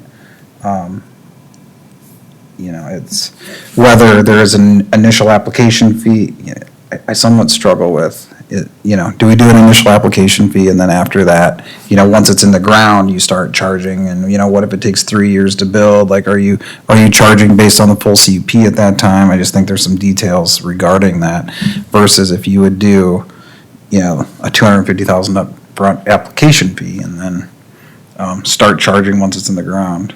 It brings up a good point. Currently, the way it's written, we don't state when we start charging. Right. Well, technically, Is it the technically it completion of the says, project? yeah, and are we charging based on The application. the application and how many feet there are in the application? Like, Well, when does that start? Does it start on the start of the project or when it finishes? What do you guys, It how do you does say see in that? there, the fee is due paid by a certain date. yeah, it says the fee shall be payable Paid January January 20th of 20th. each year. But is that after the project's completed or once it's started? I would interpret it permits approved. Once it's approved? Whether there's anything in the ground or not? Okay. Do we need to add that? Okay. Good question. Could we just do a percentage then, as the application fee, could, instead of doing the whole thing, could we just say, well, here, you got almost like a down payment of your first year? In case it never and you could even take it off the first year's Yeah, payment. technically, I like that idea, right? So Then you if could it's- just take it, you could say 25% of the first year's payment down, at least, and that's non-refundable, we get to keep that whether you do the project or not. Because the county's doing the work. Yeah, that recoups our costs. And if they punt and don't do nothing and we never get anything else, at least we've got that initial payment. I don't know if that's the right number, but we could do that. We could do 50% or whatever it is. Right. And upon, I like that, and then upon actually starting the work, that can be credited towards that Towards that first year's payment. first year's payment. Because I think we're all in agreement, if it's approved and they get with the program and get to building, then that would generate enough to compensate for the time and efforts of Right. staff. But what I think your fear was is if we spend a bunch of time on it, Continue to spend a bunch of time. on it. continue to spend a bunch of time. I mean, my time's not worth very much, I realize that, but these guys have, their time's worth more. But that's the fear, is we spend a bunch of time on it, more time, and then nothing happens, and it's like, well, I just wasted a bunch of time, so. 25% of the initial forecasted, What are we calling that? What are we calling that fee?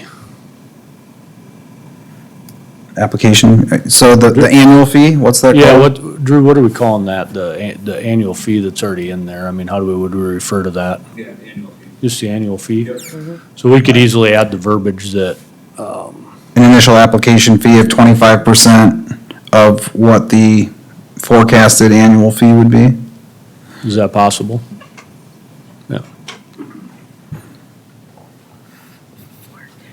You're talking money, so I gotta start asking questions. So that'd be in lieu of the typical application fee then? So I understand that for the, What's the typical Yeah. application fee?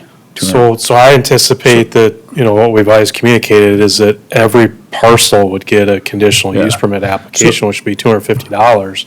So I don't think so, Toby, and here's why. Because we're using it then as a credit towards their first year's payment. So it wouldn't, this isn't over and above what the project would cost. I think you leave your normal fee structure in there, and this is almost like a prepayment on the, on what the annual fee would be. Well, it is a prepayment on what the annual fee would be. Well, I guess based on your question though, so the way that I believe that I've heard it said is that we're going, if there's an application, it would come to us bundled as one application. One consolidated, one public hearing, but we would have multiple applications. And then we would collect the $250 application fee for those multiple parcels, but we would combine it to one public hearing. But that would only be on that conditional use, that'd be only for the 6 above-ground structures. That wouldn't be for the route of the pipeline. That'd be for everything. Throughout the pipeline too. We're gonna have a conditional use permit for the route of the. Drafted in here, you're saying it needs a conditional use permit. Will come to us as one. Yeah, so I guess I maybe misunderstood then how we were saying the process would work, because I was thinking that the company, we'll just say, that a company would come forward to us with a route and one package of here's the way the route would go. And it'd be $250 for that Yeah. package. But you're saying different. You're saying every property that is involved in that? Do you have a rough estimate how many that would be? Just, A lot. can you take a stab? A lot, yeah. So how many $250 fees would come along with that, you think? I couldn't even guess. Be a lot. 100? Well, more than that. More than that? More than 100 properties, yeah. So I mean, 500? we just talked about earlier, the two applications, conditional use permit runs with the land. So these landowners are gonna have to sign off on this application. They will, because they'll have an, a easement or whatever. But that conditional use permit will bundle that. And we had this discussion with the wind towers too, is how we would do that too, is every property's gonna have a conditional use permit. We're gonna approve it as essentially one project though. But all conditions that you would place on there would be applied to all the conditional use permits, all the properties that were on that plan project. So if it was 500 properties, that'd be 125,000 in fees. So I'm not worried about the application fee part of it. I think that's covered, Okay. But, the annual contribution going to the general fund, that's really up to the Board of Commissioners at some stage. It's your recommendation, but, yeah.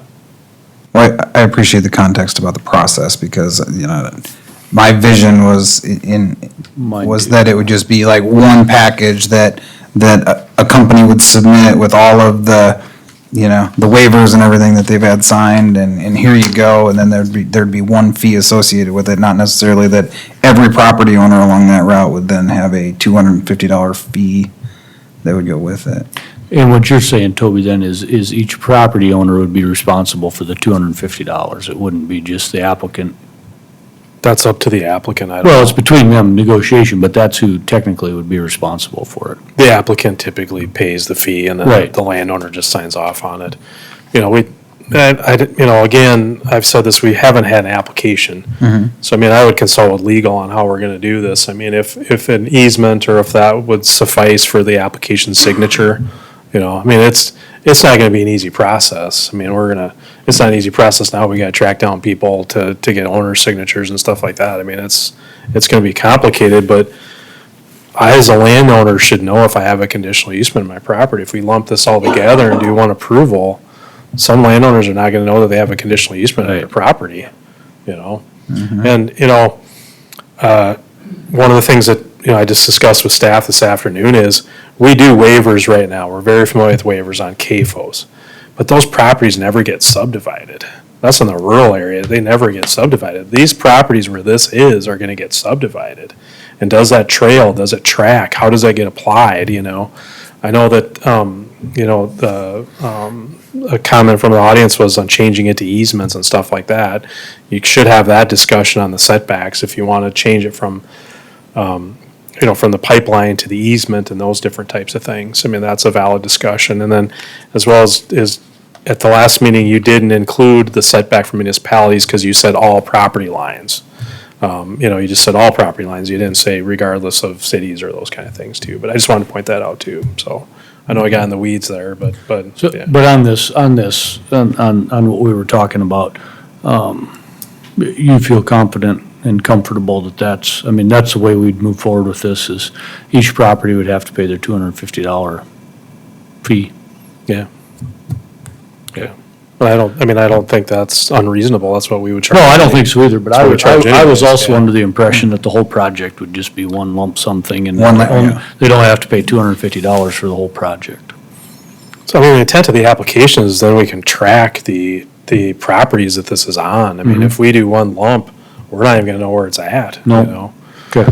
And so, and again, we wouldn't bring you an application unless the easements were in place and unless all of the applications were signed. So I mean, that's kind of what I'll call kind of a prerequisite. The same thing with CAFOs is you don't allow me to bring it forward to you until I have all the waivers and until all the setbacks are met. I mean, that's what this would be too. My envision of what that is, but certainly you're writing an ordinance here. If you want to change that, you can certainly do that. Are all the applications the same price throughout the county? Like, is a CAFO application the same as every other? So it's just a flat $250 no matter? Okay. Yep, and we, so the real cost that I see in the application is our review. I mean, it takes time for multiple staff to review this. But, the challenge I see in this one is that, if we get to that stage, is that when it gets appealed, your decision can be appealed to the Board of Commissioners.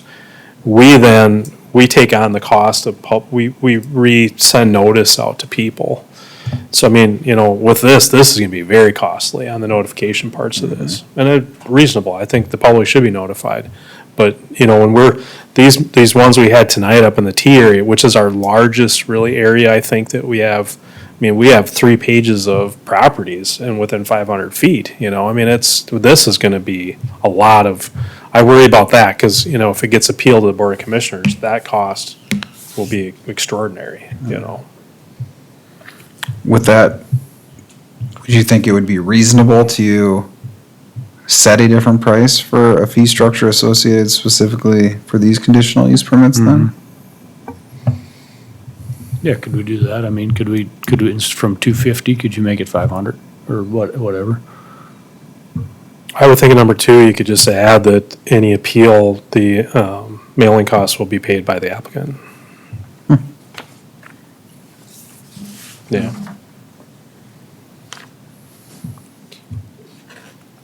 We could write a line in there that says all cost review are responsibility of the applicant. That would cover them, and then we're not setting a dollar amount.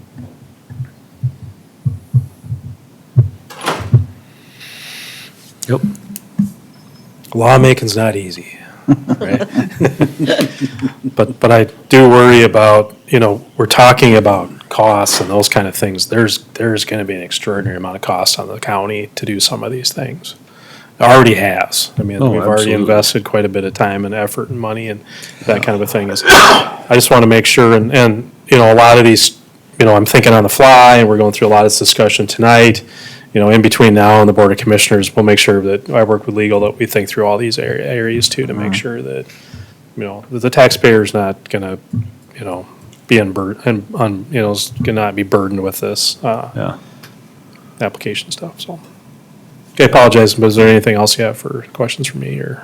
Oh, I mean, just what Commissioner Jungling, his idea of just adding that verbiage in there, would that be sufficient? Sure. I like that. That covers everything then, not just the postage. 'Cause Yeah, there might be incurred expenses in the review that we don't foresee today. So, yeah, So I'd move to add that. do we have to amend it that way, or can we just ask staff to add that into the original? It would be in that it would be in that fee structure portion, I would guess. Yeah. Let's just ask for the amendment then and Yeah. say, costs associated with review and appeal Yep. I moved will that, be Scott. included with the application. So I would say, I'm thinking is, I would say all public hearing notification costs would be covered by the applicant. Okay. So I'll give you an example is, the county's paid, I think we're going on 7 public hearings now with this. We publish in all the legals of the county. That's a cost. Do you have a rough idea what all your publication costs have been for this whole thing since we started from day one? No, I mean, and it's, Interesting. and we changed legal newspapers a little bit too, so I haven't gotten the full bills we have a new legal, well, Right. non-legal legal, so I don't know what the cost is there yet, so, yeah. That's a whole nother subject, isn't it? And so as we're on the costs here associated with that, right? As staff, like the plume model, reading plume models and things like that, will you guys have to get some sort of third party involved in that, or do you anticipate? Like, I know you're a very smart individual, Toby, but I don't know if you plan to sit down and look at plume models associated with every property that this plans to run, or if we anticipate there being costs associated that the county will incur to ensure that, that type of stuff is read appropriately. Yeah, that's covered in C2. The department may assess a fee against the applicant for the cost of study. Okay. Yeah. Costs already in Yeah, there. got it. Covered in there. That makes sense. Yeah. All right. So what was your amendment? Mr. Green. you have- Oh, gosh. You want me to take a stab at it? I'll throw words out there too if you want. Absolutely. No, I think it's a group effort to make sure that we get it right? So it's, I like how Toby had it, that the, cost associated with public notifications, is that what? And I believe it's on appeal is really what we're talking, because there's the initial $250 up front per application, right? So it'd be, the cost associated on appeal for public notification, right? I think we say all public hearing Hearing costs. costs, right? Yeah. Okay. I'll I'd make say that public motion. notification, yeah. Public Public notification, got it? I'll make that motion. All right. Second, Boots. That's kind of why I got it scribbled down. We have a motion, a second on amending, third amendment, that all public notification costs will go to the applicant. We have a motion, a second. I'll do roll call. Commissioner Sweeter, Yes. Commissioner Scott, Yes. Commissioner Boots, Yes. Commissioner Green, Yes. Commissioner Otten, Abstain. Commissioner Jungley is a yes.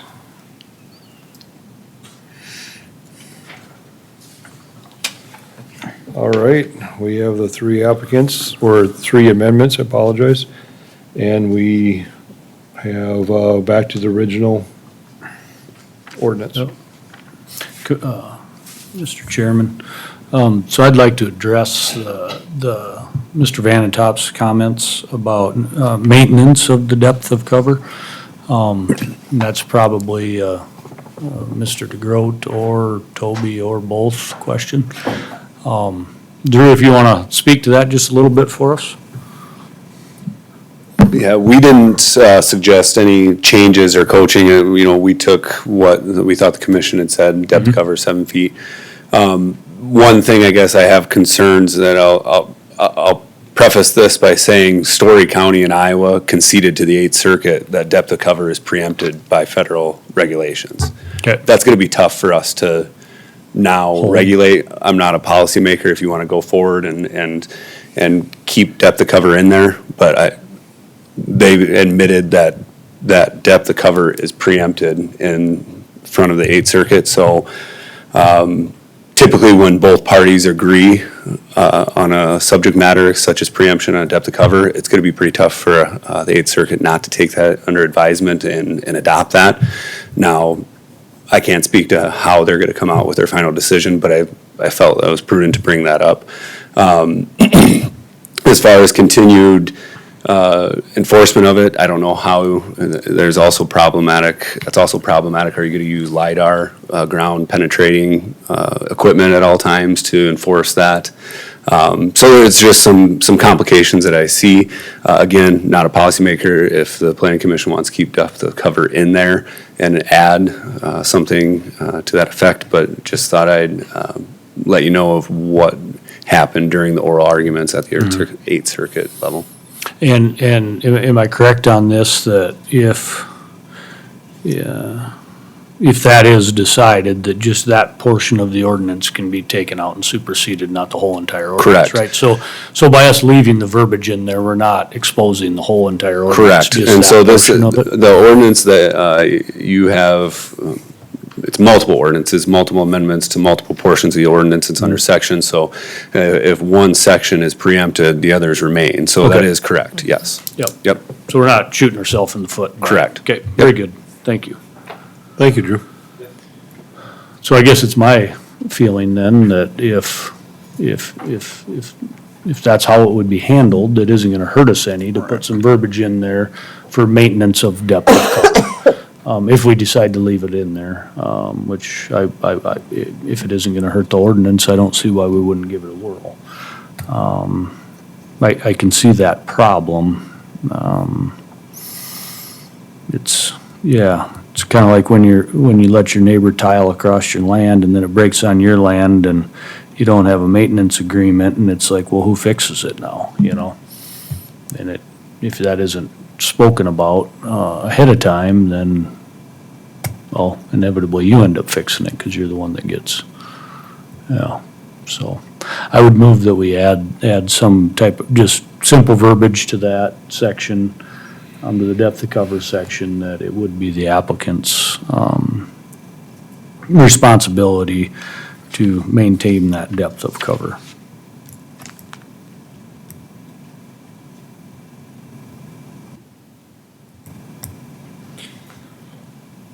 All right, we have amendment to the applicant must maintain 7 foot of depth. I'll second that. All right, motion second, discussion then.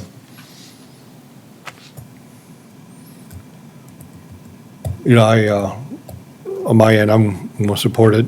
I think it's good, I just don't, it might be hard to enforce. If the property owner does something and routes water a different way, which they shouldn't, but that's a different subject. And he erodes or whatnot, or something happens where he erodes, it would be hard for the company to do that. But on the other hand, I think it's a great idea and it's, Well, at should least, be maintained. at least the verbiage is there for somebody to, Agree. so they gotta have the discussion with each, you know, if it isn't there, then it's pretty easy to just punt and say, well, tough. Yep. Yep. Nope, I agree. And then we got people, and then we got people like me, as a farmer, a landowner out there trying to dink around with a pipeline to get your depth of cover up, and we're not, I quit for that. we're not suited, well, I don't think they want us doing that, probably. I don't think my neighbor, anybody does, so. All right, we have motion second, any further discussion? All right, this is amendment number 4, that must maintain 7 foot of depth. Commissioner Green, Yes. Commissioner Boots, Yes. Commissioner Scott, Yes. Commissioner Sweeter, Yes. Commissioner Otten, Abstain. Commissioner Young Lazy, yes.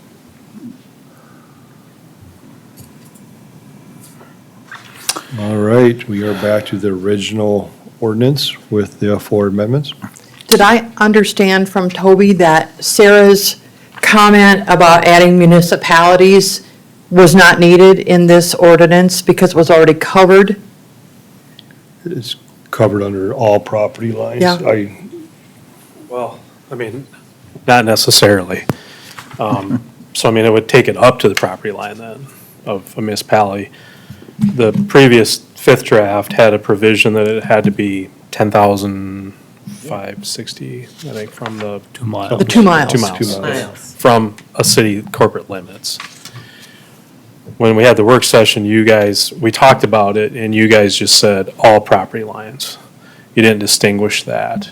I took that to mean a couple things is, it goes back to, I think it was Don Hoffman's comments, is why is a life in a city any different than that part of it? So but I don't, it's up to you guys if you want to include that one in there.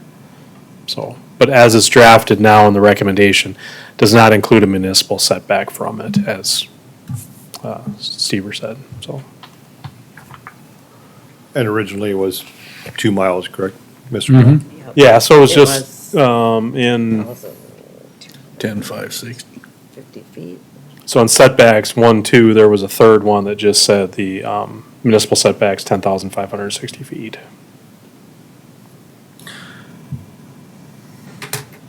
But that was drafted before you guys said all property lines, so. Go to to the setback portion right now that gives us the, I thought I seen it, in some of the changes that Commissioner Otten had, that gave the commission the ability to, what do they call it, future development, economic development. We had the ability to make a great, with the red words. Well, it'd be number 3 essentially. Okay. So I envision that through the conditional easement process, we would look at the plume studies, the additional studies, and if we, be like how we typically do a conditional easement, we could recommend that it would be greater than what that minimum setback is. And then, again, such as tonight, through the public hearing process, you can add conditions, whatever you want to add. You know, so. There's a spot in here too, where's it at?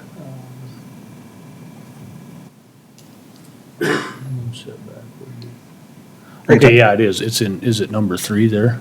Yeah. Yeah. Yep.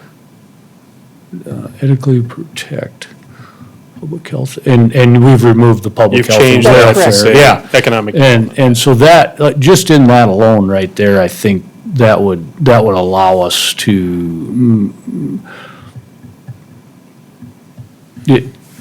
if say it came really close to Canton, but no other municipalities, we could make a greater setback for, if it was in the development footprint of where Canton was growing, just for example. Well, I mean, I envision too that, you know, we would look at the data, facts, present you some recommendation, but through the public hearing process, there might be an individual that has 16 building eligibilities. You know, and that might be a reason you would say, well, we want it, We have you to know. route it away from him, yeah. Yeah, because he can't move enough of the 16 eligibilities to make it feasible for him to develop. But I think Yeah. back to this municipality thing, like just off the top of my head, I'm thinking, okay, Canton, obviously, the growth pattern is gonna be to the west. And I know the original, because I was part of the original conversation on why we talked about 2 miles, and it was to protect the economic growth of these municipalities, and so, but with that verbiage, we wouldn't necessarily have to keep the 2 miles, we could just use it on a case-by-case basis, and if that thing was gonna come 500 feet from Adams out here or something, which, I guess it'd have to be the next properties over, we could say, no, you need to be 2 miles from there, because that's where they're gonna grow. Right? And they vary. I mean, you know, Canton Yeah. has a 3-mile growth area, Harrisburg has 2.5 on certain areas. For if he doesn't have a growth area. Yeah, you know what I'm saying? I mean, yeah, Yep. so I think that way we could handle them on a case-by-case basis and what makes sense. Well, and they might change too. Like each community's been updating their comprehensive plan. They might go out further with their growth areas and things like that. Just gives you more flexibility to say, you know, no or yes or no. Versus just a flat 2 miles. But I just want to Commissioner Otten and to Ms. Stever's point, we still have the flexibility to do that if we need to. Correct. Yeah, we can look at their tier, Yep. their growth tiers and all that. You're kind of shaking your head yes, but you're kind of looking at me like, Well, it's not a- well-ish. Well, I mean, I'd like a little more confident yes. We could always Well, add it's late, yeah. in addition to I what's. think that, yeah, I mean, I think that's the challenge is that, plus we might have joint jurisdiction with these communities pretty quick too, which would negate any of that anyways, really. But And why would that be? could be separate ordinance. Oh, I get you. Okay. Yeah, separate ordinance that we would go through, yeah. Look, our new comprehensive plan, and it addressed it, is that we need to have better relationships with our municipalities as we go through development growth, and this will definitely be something. But do you that- think, okay, so that, we haven't done that yet, so you just said, but do you think that, like, what I'm saying, currently how everything lays, how we are, that number 3 would cover that if we were here in this project next month? And we got concerns that the thing was running too close to a municipality, we could adjust that. By having in the ordinance, though, you're allowing a waiver process, right? So you're kind of setting a hard setback with a waiver with it. So that, in my opinion, I always think it's covered with a conditional use permit. Public might think different, though. They're gonna say, we want a hard setback with a waiver. So municipalities involved in the waiver part of it. But, Yeah, but we could, that would be up to the municipality then. yeah. Yep. And that's up to them. I mean, we can't tell them what to do, but we could at least protect them from the beginning. Or at least give them the chance to be protected, right? And not, and I have great relationships with all municipalities, but I've had zero conversation with other municipalities about the pipeline. And they've not reached out or participated in any of these sessions with us. And to your point, I've been to every one of them. We haven't had anybody from any of the municipalities that I know of That here. have requested a setback. Yeah, or spoke. Mhm. Yep. So, okay.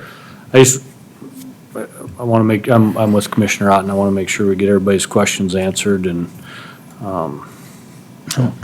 does that answer, does that seem suffice? 2 miles was a minimum, so it does give you. A floor? It just struck me as not necessarily the safety thing, which we can't do, but for the plan, Mhm. of any one of those communities, you would think they would like a buffer for 30, 50 years from now, they just And that was the discussion originally, why we had, why we had it, was to have a minimum floor and give municipalities an area that they knew they could grow into, right? So, And I think we were all aware that you could only protect them right up front because, once the pipeline's in, And once they and they grow. grow there, like Yeah. that is what it is. yep. I had a question for Drew, probably, as we talk about some of the ideas mentioned by this gentleman. Oxide versus dioxide, understanding that the law that was passed did address oxide. Oxide, from my understanding, is a more broad term that encompasses both dioxide and monoxide. Thoughts on mirroring the state's language? Yeah, it also mirror the 45Q language as well. So that's where it's derived. I don't have an issue with having an all-encompassing definition. Yeah, I do like that idea, you just, for consistency's sake.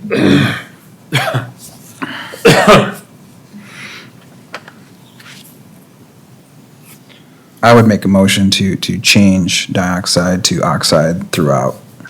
I'll second, Scott. Dioxide to oxide. To oxide. Okay.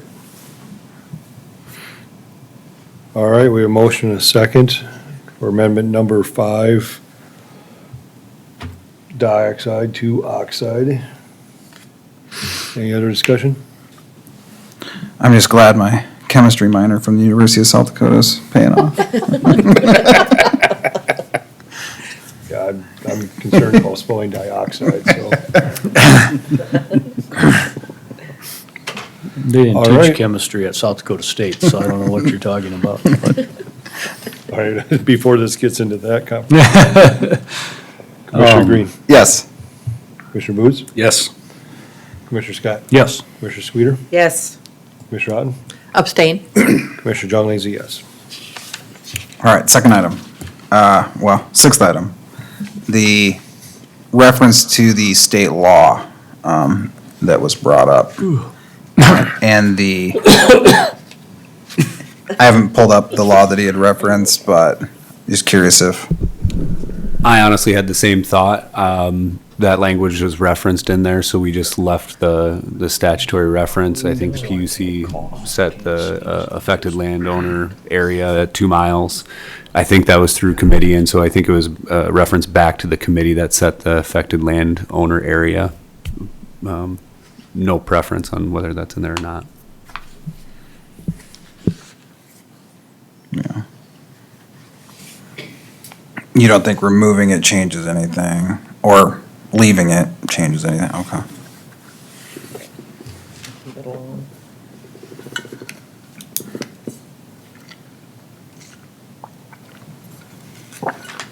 Then I'm good with it, as is. You're good? Yeah, Okay. I don't think there's.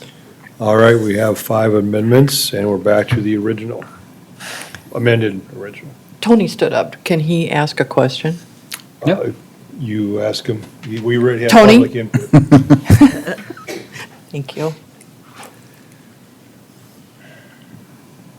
I brought in letters from the mayor of Canton, Worthing, Harrisburg, and Fairview that all asked for a 2-mile setback. And those were given to this board. Thank you. I think that was during the advisory committee, and he is correct that those were brought in. Yep.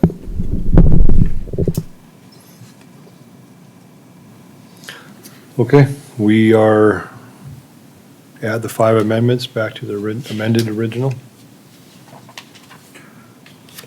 I guess, I mean, the last thing I think the last thing that we gotta do, we either do or don't address is this 2-mile setback from a municipality, if we go back to adding that verbiage or not.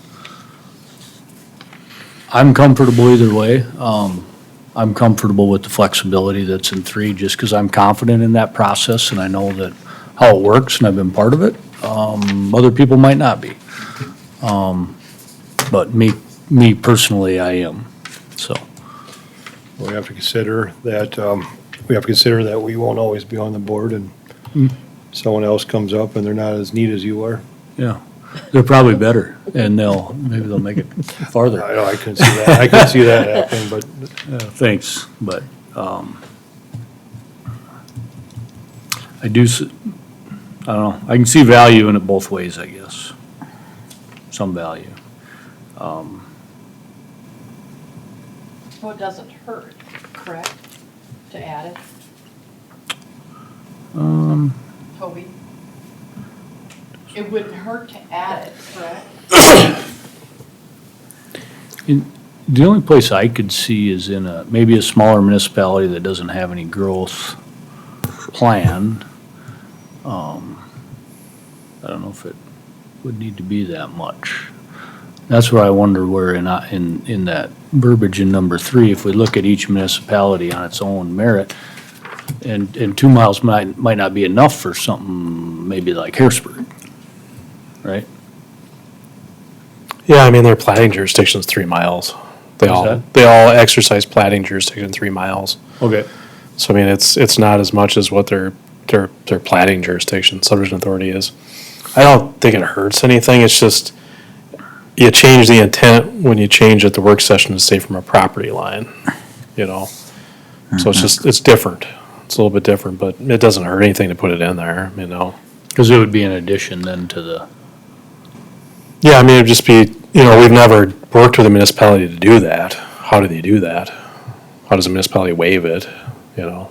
So the plating authority, so how would this process work with a 3-mile plating authority if they were gonna go, say, 2.5 miles from Harrisburg, right? And they have 3-mile plating authority. What does that process? Do they then have to get all the approvals through the town of Harrisburg to go through there? Like, what's that, a 3-mile plating authority? What difference does that make in this whole process? Well, only if they were transferring property, they would have to go through they're just doing easements. So those typically don't go through for subdivision approval, but I think in some of the cases, they might purchase some of the property for the above-ground structures. Don't know, but guess they might do some of that. That would have to go through plating in the municipalities, if it's within their jurisdiction. But it doesn't look it's hard to tell from the mapping, but it doesn't appear that any of those above-ground structures are anywhere near a municipality, as far as that part of it. But So then it's likely that, so that plating authority, if they didn't have an above-ground structure, within that 3-mile radius, then the city would, or the town, or the municipality wouldn't be involved at all then. I guess I'm talking it up more like maybe let's be consistent, just say 3 miles, because that's their plating jurisdiction. That's what I'm wondering, if they've Just say got it's a- 3 miles, yeah. If they've got, if that, or can we just say it has to route outside of their plating authority? Yeah, that's an option too. I mean, then the city just doesn't have to deal with it. They Municipality would, yeah, doesn't. they wouldn't get pressured to sign a waiver or then, because then we technically can't proceed with anything unless they had sign off, but that'd be a way to do it too, is you could just say it's not allowed within their Plating plating authority. authority. I think Yeah. that'd be the simplest way. And then don't set a number amount, because some municipalities is different than the other ones. Absolutely. You would just say, yeah. And their plating area is supposed to be governed by their growth area, so, yeah. But I could be for that. I think that makes things, and we still have the third option in there. That we could do something more, but, yeah. I think that'd be consistent. Be super easy to explain why we did it. 3 miles from the, Well, it'd just from be the with, city, In their from the plating. city limits, the day In of the their application. plating. just within the municipality's plating, district, or authority. Because that is a little bit different for each one. Yeah, varies, yep, yep. So. Yep. Does anybody have any questions for Toby on that before we move forward with it? I probably do. Hold on one second, though. If I Yep. can. So with a municipality like Harrisburg, I guess they don't have any, like, I was just thinking about how they're growing, where some of it hasn't been annexed in, and all of a sudden there's a chunk of Harrisburg land, and then, but, no, I'm good with it, yeah. Maybe what though, to be consistent with 1 and 2, maybe you just add that language that it, shall not be within the plating jurisdiction of a municipality. But then you could add that part where it could be waived though, that would give us some flexibility. But that would be up to the Yeah, municipality to that the do. municipality doesn't have to waive it, but maybe they want to, I don't know. Yeah. Yeah. Yeah, I mean, we don't want It'd to. just be consistency is good, why not be consistent with At 1 least and they'd 2? be aware of it and have the opportunity, right? Yep. Yep. So we are at, shall not be in the plaza jurisdiction of a municipality unless the municipality waives. We'll just add the language that's already in Yep. there. Okay. Yep. All right, Do we have, just out of curiosity, I'm on the parcel browser, is there a layer that shows that, Toby? Yep. What's it called? That's what I was looking for too, so I appreciate that. Oh, it's the planning layer? Okay. Yep. Okay. Then you zoom out and it kind of goes Yes, away, they're but in yeah. the planning though.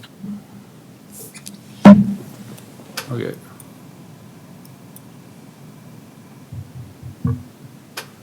Then what do we, okay. All right, very good. So, yeah, okay, there's Worthing. All right, that makes sense. I think that would be the easiest thing to do. Because they've already defined those as their growth areas, so that's what we'd be protecting. Yep.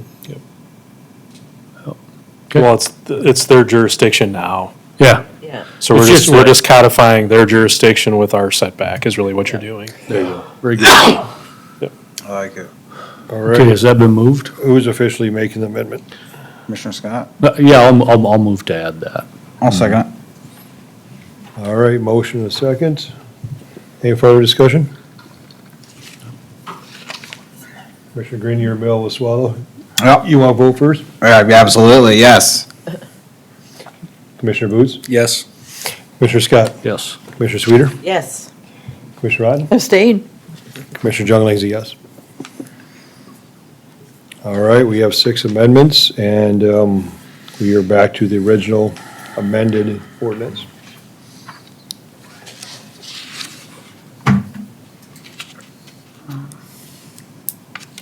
We happy? Yeah, I mean, Again- that, in my notes, that's kinda, I think that hits everything unless we're missing What about all the something. easements be the same? I had that written down, but I don't remember what it was. Oh, Sorry, so are you talking about the fee structure to where, however, like when they go out for the waivers, everyone benefits from the highest value of the waiver? Is that what we're, Yeah, that's what I had written down, but I don't even, I do remember that as a comment as.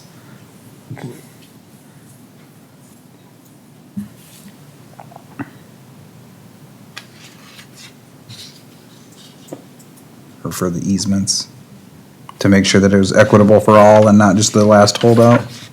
yeah, Mm-hmm. where does that fit in?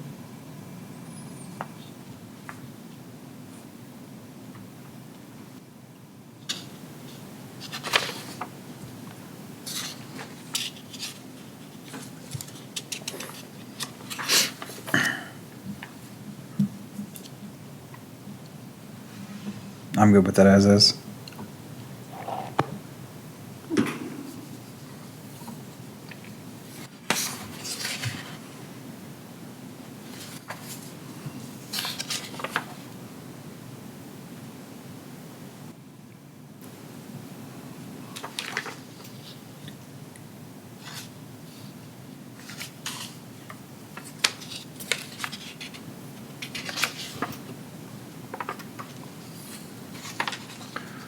So, Mr. Chair, Yes, Commissioner. with all of this going through, and then they update it, does this automatically go then to the commission, or does it come back here again? Nope, I believe we've had our public input, and then this Okay. goes up to, so again, Sweet. we're recommending up to the county Okay. commission. Thank This you. will be our complete recommended draft to the full commission. If it's approved, They can with the then, amendments, yeah. yep, and then they can make amendments, changes Yep. as they see fit as it. And hopefully not reprimand it back, but. That's, yep, that is an option, yes. All right, Commissioner Sweeter, did you, I don't know that we have anything in ours about easements, though, do we? no, right No. now easement fees are between the private business and the Right, private landowner. So, yeah, there's nothing in this currently. currently. And I believe that is one that Mr. Basgard brought up. Mm-hmm.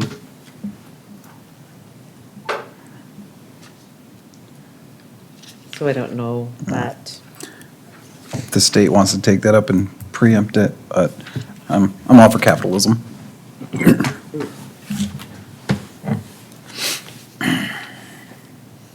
Yeah, my suggestion on that is I hope all the neighbors talk and Yeah, Mm-hmm. they help each other out and Yep. support each other in that way. And Mm-hmm. Yep. all right, we have 6 amendments. I'll read through them quick, make sure we're all on the same page. And the wording will be coming from staff, but this is the thoughts. So we have Commissioner On's 3 changes, changing to economic development and adding the $5 fee per foot. We have, that was number 1. Number 2 is a 2.5% escalator on the per foot per year price. Item number 3 is, nope, that one didn't go through.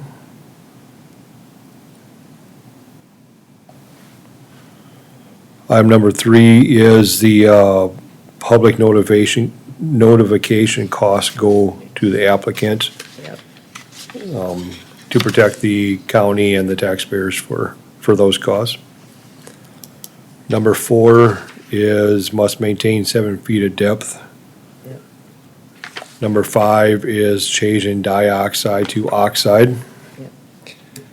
And number 6 is basically municipal setbacks shall not be in the plating jurisdiction, just, Jurisdiction. yeah, jurisdiction. Sometimes the words don't come out. That's what I got wrote down pretty much. In circle. All right, Commission. Like I said, we've spent, well, years on this now.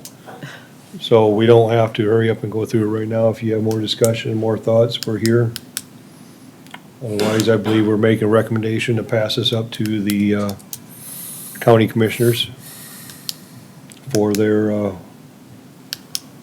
review and possibly adaptation.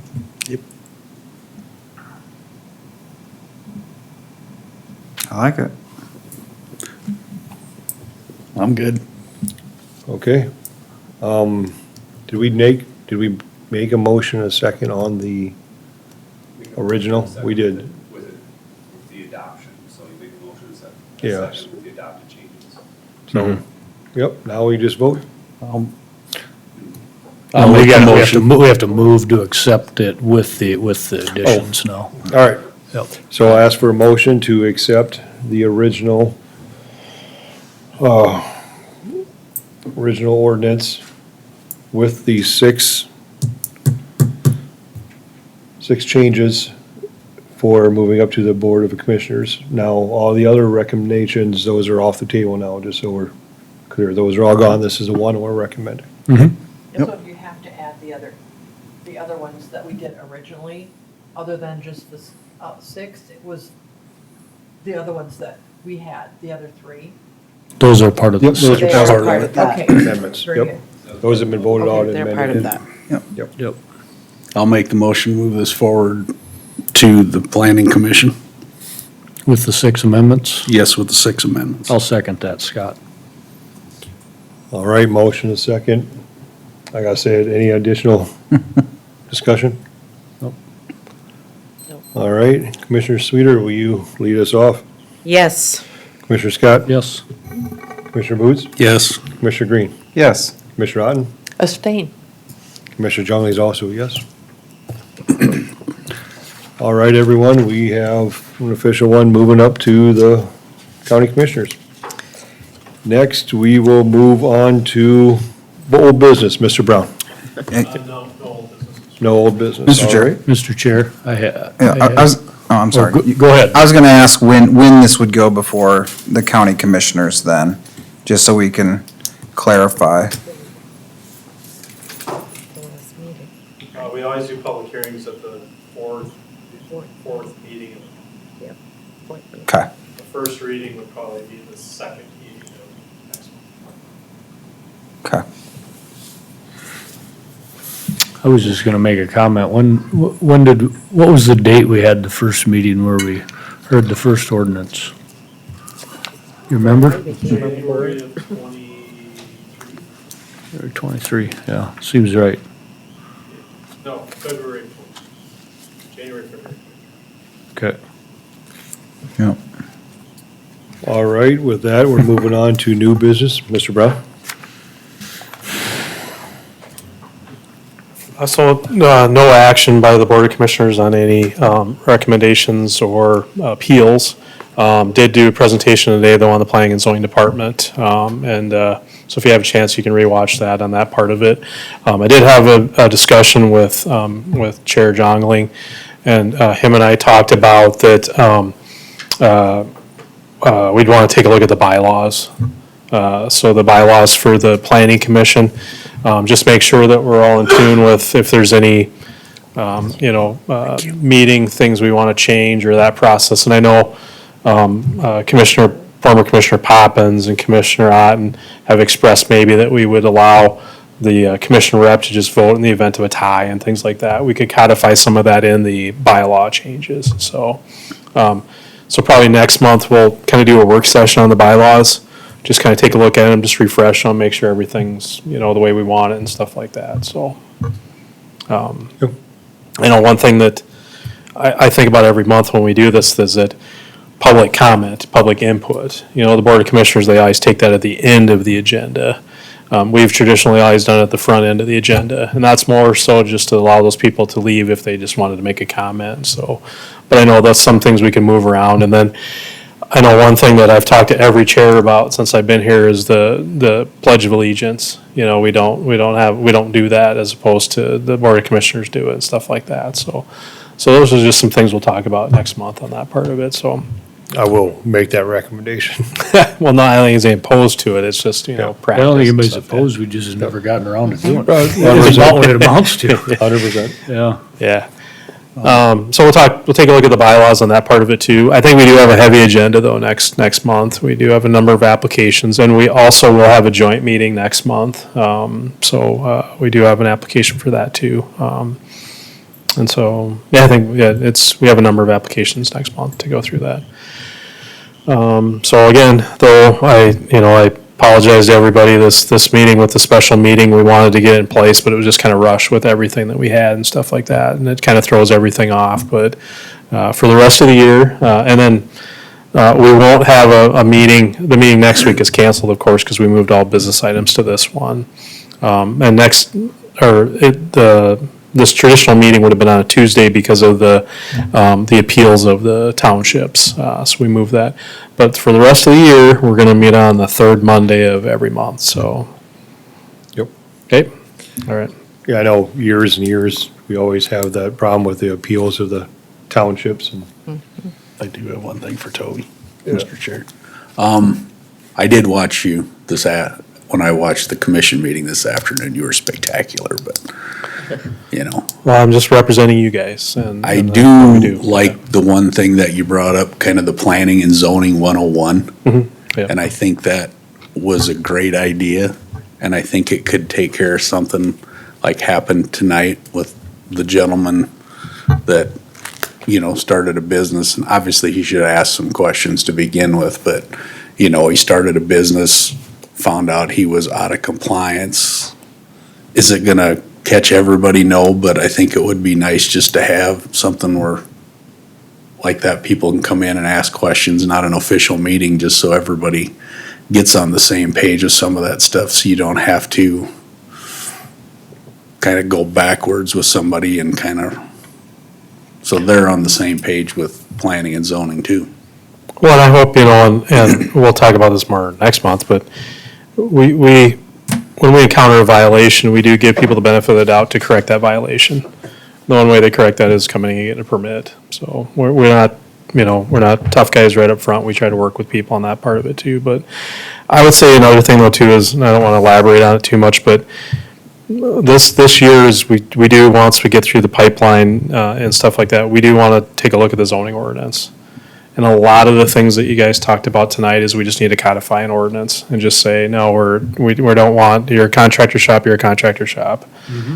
And, cause I think a lot of these things, we just don't have the rules in place to really be tough guys on the things we need to be tough guys on, And, it's tough for us because, we let somebody do this previously, do we continue that and that kind of a thing too. So, I think you have to work on that part, but, we got a dedicated staff up there though, I said this, I don't say this very often, we got 4 people that work up there, and they really, good public servants, care about what they're doing, they see the value in what we're doing.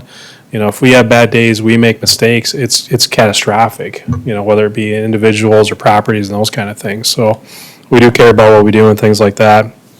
And we do have, one of the questions that Commissioner Schmidt always asks is, well, what does Pennington County have? What does Minnehaha County have? What I say is this, is we enforce and administer regulations for over 300,000 acres.